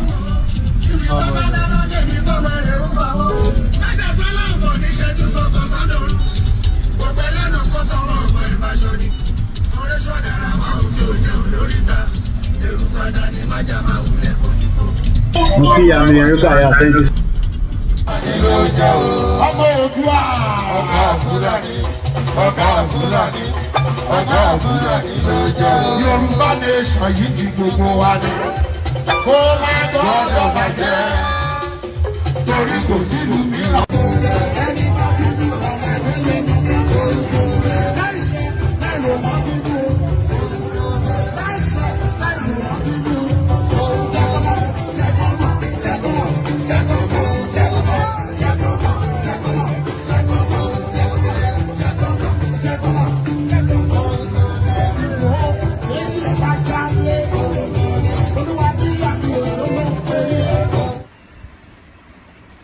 Life is so funny. You come with nothing, then fight for everything, and later leave everything and go back with empty hand. God is powerful. Koikimedia, we're bringing the world closer to your doorstep.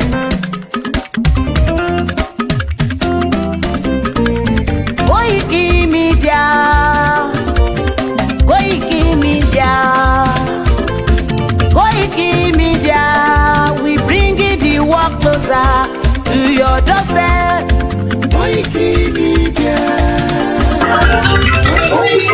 Thank you so much. That's how far we can go. Have a blessed Sunday. Koikimedia, bringing the world closer to your doorstep. Enjoy the rest of the day. Bye for now.